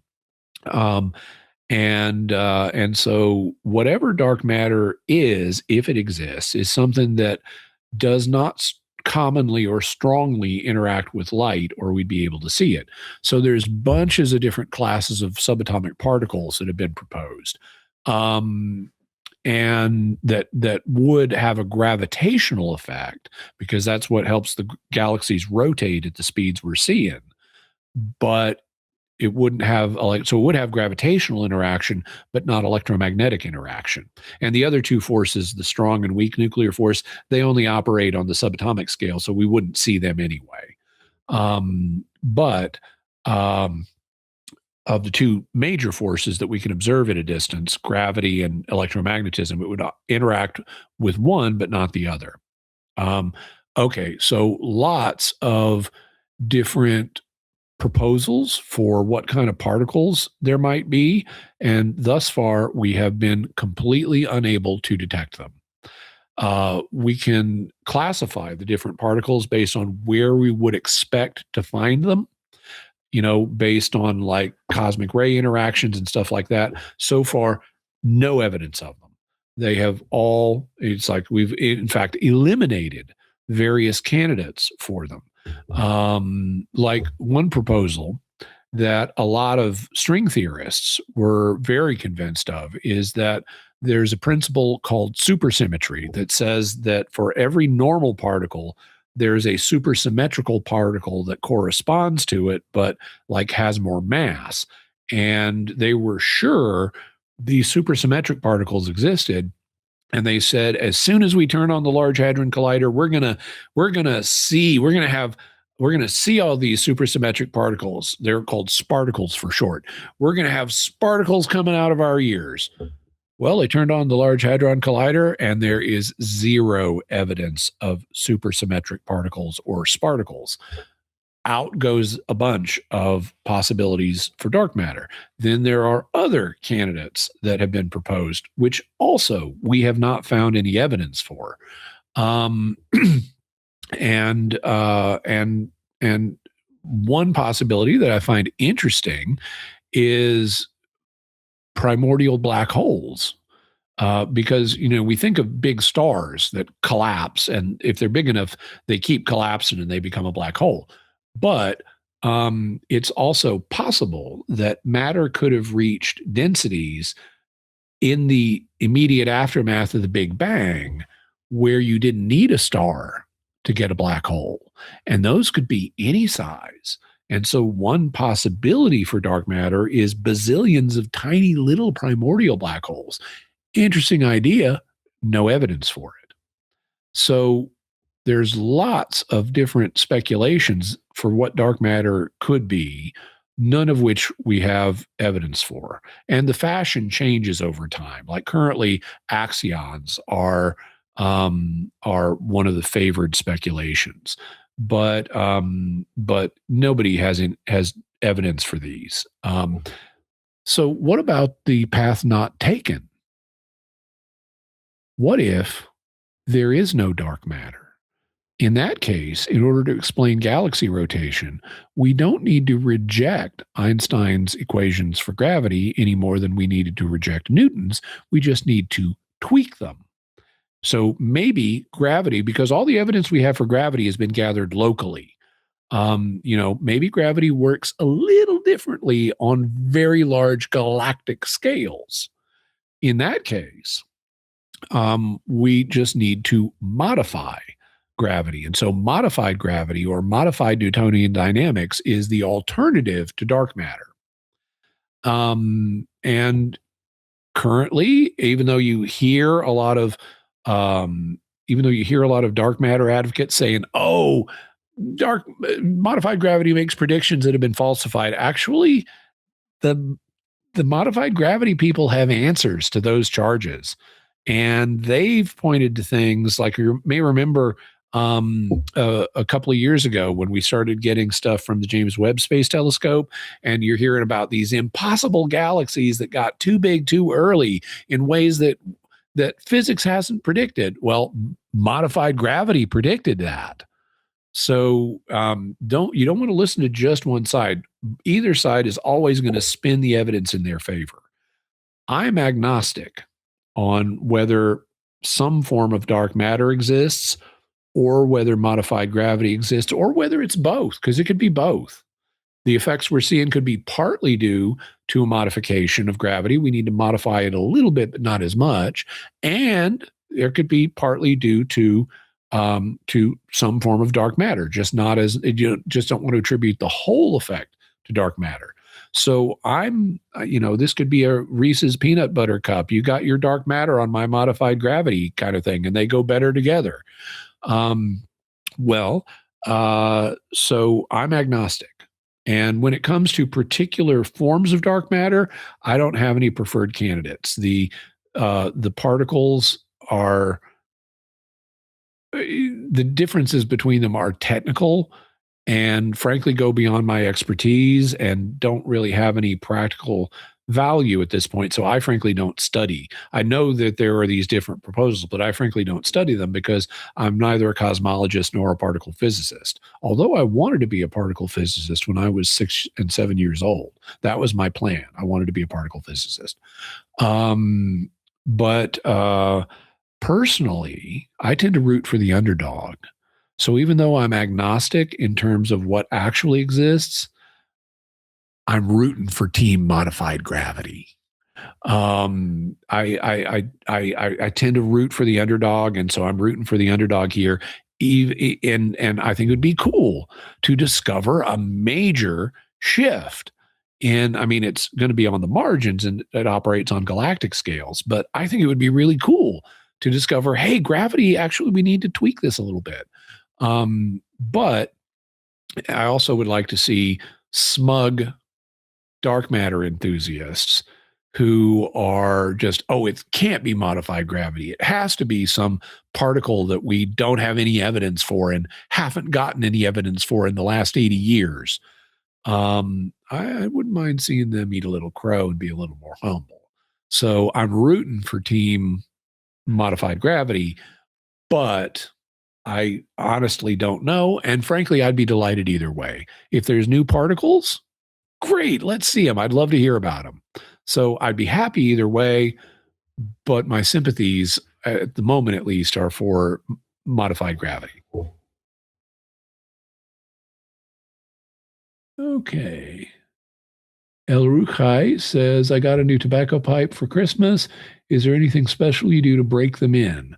I usually don't do anything in particular, but wanted to consult an expert. Well, I don't know that I'm an expert on breaking them in, but typically, I mean, you may find advice out there. I just pack them up with tobacco and smoke them, and they get broken in over, a period of a number of smokes. In terms of best ways to do that, I tend not to get into that. Let's see. Whoops. Hang on.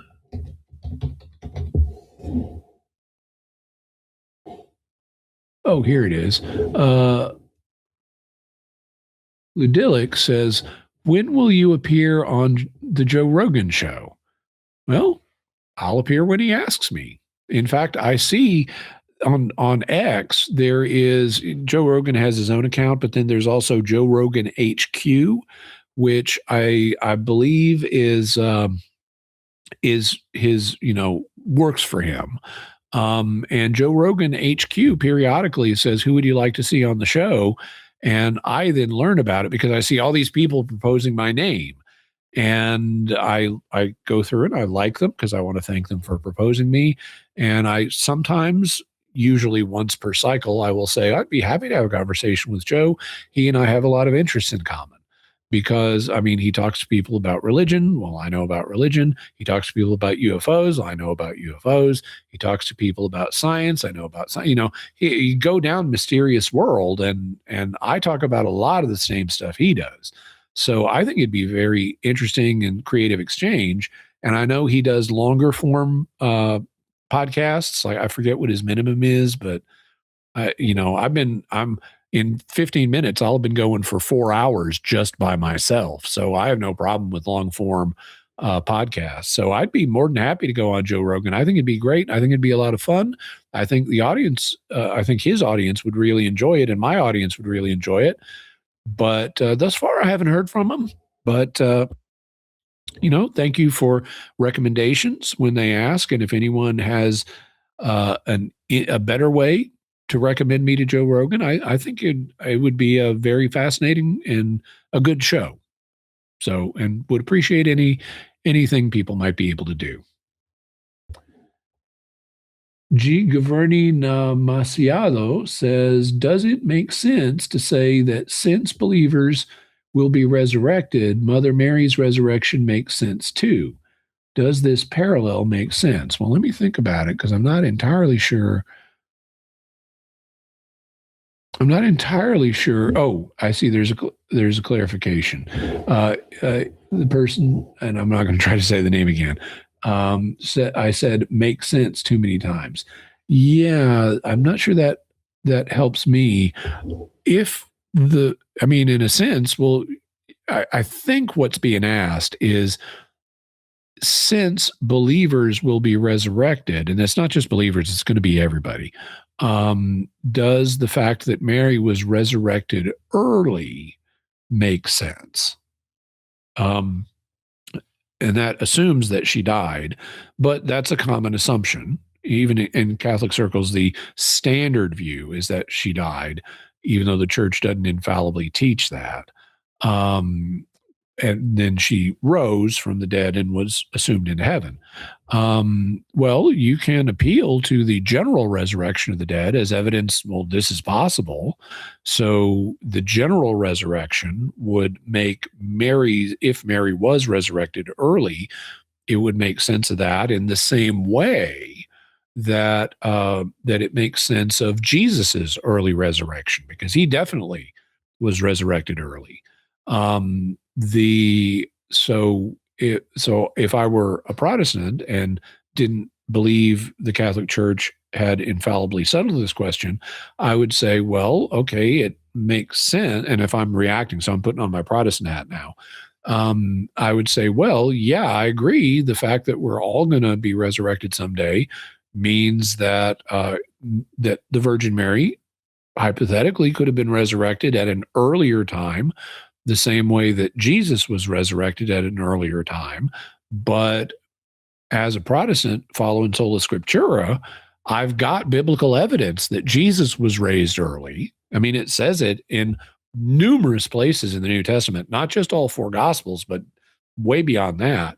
I don't have any biblical evidence that Mary was resurrected early.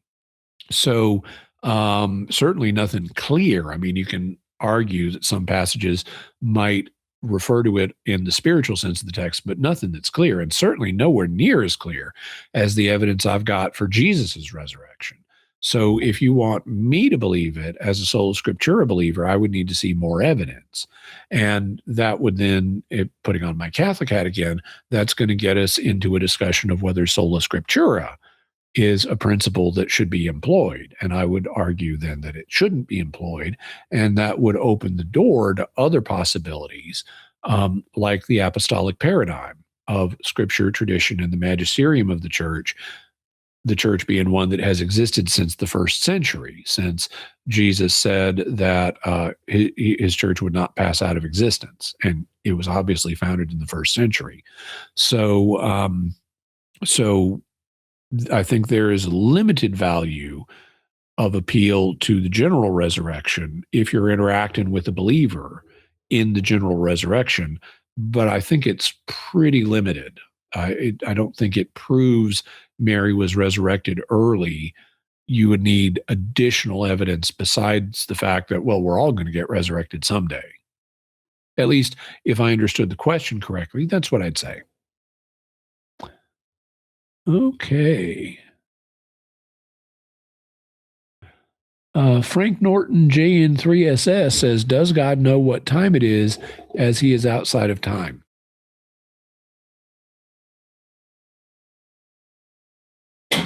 Yes.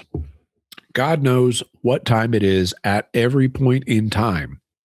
So even though he's outside of time, God knows that the moment I am in right now is part of the year 2025. And God knows that the moment I will be in a week from now on New Year's Day is part of the year 2026. And God knows that the moment I was in a year ago was part of the year 2024. So God knows the human timekeeping for each of these different moments. And now I expressed it in terms of years just to make it simple, but God knows it to the microsecond. And even smaller, he knows it to the femtosecond, and he knows it down to the Planck length, and he knows it even beyond the Planck length, if there is anything beyond the Planck length. But the so being outside of time doesn't mean you don't know about points in time. Like, give a parallel, a common metaphor. There's two metaphors for time that are commonly used that lend themselves to human consciousness. One is time is a river, and the other is time is a parade. So in time is a river, you can you envision floating down the river and the countryside of time moves past you. In time is like a parade, you're the stationary observer. And so in time is a river, you're moving down the river and time passes you. The other way around, time is a parade, you're a spectator and time marches by like a parade and you're stationary. Well, okay, suppose that let's just make this easy. I'm going to use, for purposes of this example, I'll use a river. You know how in Chicago on St. Patrick's Day they dye the river green?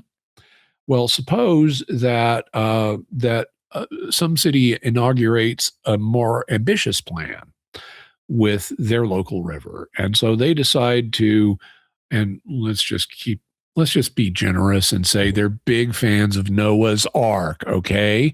And they're going to dye their river rainbow colors, not because of anything else, but because they're big fans of Noah's Ark. Okay, so they set up a dye station that has red next to a further down the river, a dye station that has orange next to a dye station that has yellow, then green, blue, and violet. So they've got these dye stations. Let's say they're all a mile apart, and each. And then on the appointed day, let's celebrate Noah Day. They release the dye, and so you've got a red part of the river, an orange part of the river, a yellow, a green, a blue, and a purple part of the river. Okay, I'm not in the river. I'm not part of that flow. But that doesn't stop me from seeing all of the flow and knowing that's the red part, that's the orange part, that's the yellow part. And in the same way, God is not part of the river of time. He's not part of the flow of time. But that doesn't stop him from seeing it and saying, that's 2024, that's 2025, that's 2026, down to the whatever arbitrarily small scale you want to say God knows it. So yes, God does know what time it is, even though he's not inside of time.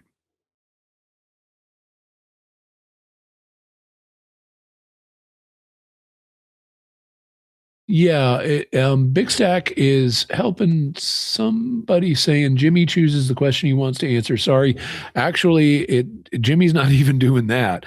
Jimmy is answering the questions he sees. I'm not reading the questions before I read them out loud. Now, if I hit a question and I didn't want to answer it, I would say I'm not going to answer that. But actually, I'm just trying to keep up and find questions and answer them. So if I haven't answered yours, it's not personal, and don't blame Big Stack because he's not determining the questions that I see. I'm just going down here, and I once again I want to thank Big Stack for all of his moderation help. I really appreciate it. Okay, so another question. I thought I saw one. I did the time question. Ryan B 4780 says, "What's the difference between a witch, a wizard, a sorcerer, and a warlock?" It's going to depend on who you're talking to. These terms all refer to magic users of various kinds. Magic being the way I use the term, an unapproved ritual. That usually has a negative connotation. There are differences, like, okay, wizards and warlocks tend to be men, witches tend to be women, the way the terms have evolved in English. But all of these terms, including sorcerer, apply to magic users in some sense. In English, in other languages, the terms get used differently, and sometimes they get translated in English in different ways. There is, for example, in Africa, and the specific terms that are going to be used vary by the language, because there are many languages in Africa. But when the terms are translated into English, there is a difference between a witch and a sorcerer in Africa. In African cultures, a witch, and that includes men and women, are basically what we would call jinxes. They're people who cause bad stuff to happen, not because they're trying to, they just do.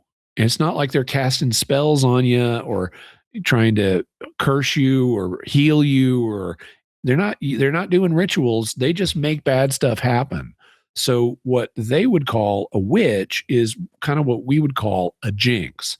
And people here in the West don't really believe in jinxes, but that's the basic idea.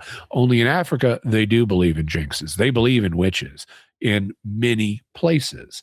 And you will find stories that talk about people who got into trouble and maybe even got killed in Africa because they were regarded as witches. And a lot of Americans don't understand what that means, because witch doesn't mean the same thing there. When in Africa, at least when the local terms are translated into English, what we call a witch, they call a sorcerer. So a witch is a person who causes bad stuff to happen without even meaning to. And a sorcerer is someone who like learns magical ability and learns spells. A witch has natural abilities that they're not even really in control of. A sorcerer learns techniques and rituals that they then, this is the theory, that they then can control to use either for helpful purposes like healing someone or harmful purposes like cursing that person. So that's a distinction to be aware of when you read stories in the press about witches getting into trouble in Africa. They may not be talking about the kind of witch that we think of, which is a sorcerer. They may just be talking about jinxes. But having said that, that's an example of how who you're talking to will affect the way these terms get used. If you're talking to someone from Africa who speaks English, and I know I have, and by the way, Merry Christmas to all of our African brethren. I know we have listeners and viewers in Africa. I hear from them, and it's always a delight. Also to everyone, and we're kind of wrapping up. We're getting close to the 4-hour mark, but we've got listeners in Europe. We've got listeners in South America. We've got listeners in Asia. We've got listeners in Oceania. And I really appreciate everybody all over the world who finds benefit in the work I do. And I hope you find benefit in the show, the live stream that I've been doing today and the questions I've been answering.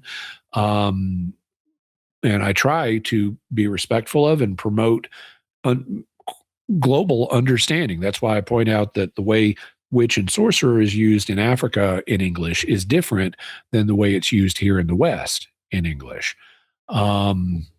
But so I guess that's what I'll say about that question.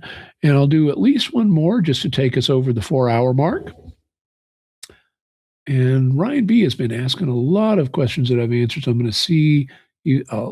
Frank Norton, JN3SS says, what is the proper way to understand the Jewish people and salvation? I was trying to do some research, and it seems like the church does not do the best job explaining it. Okay.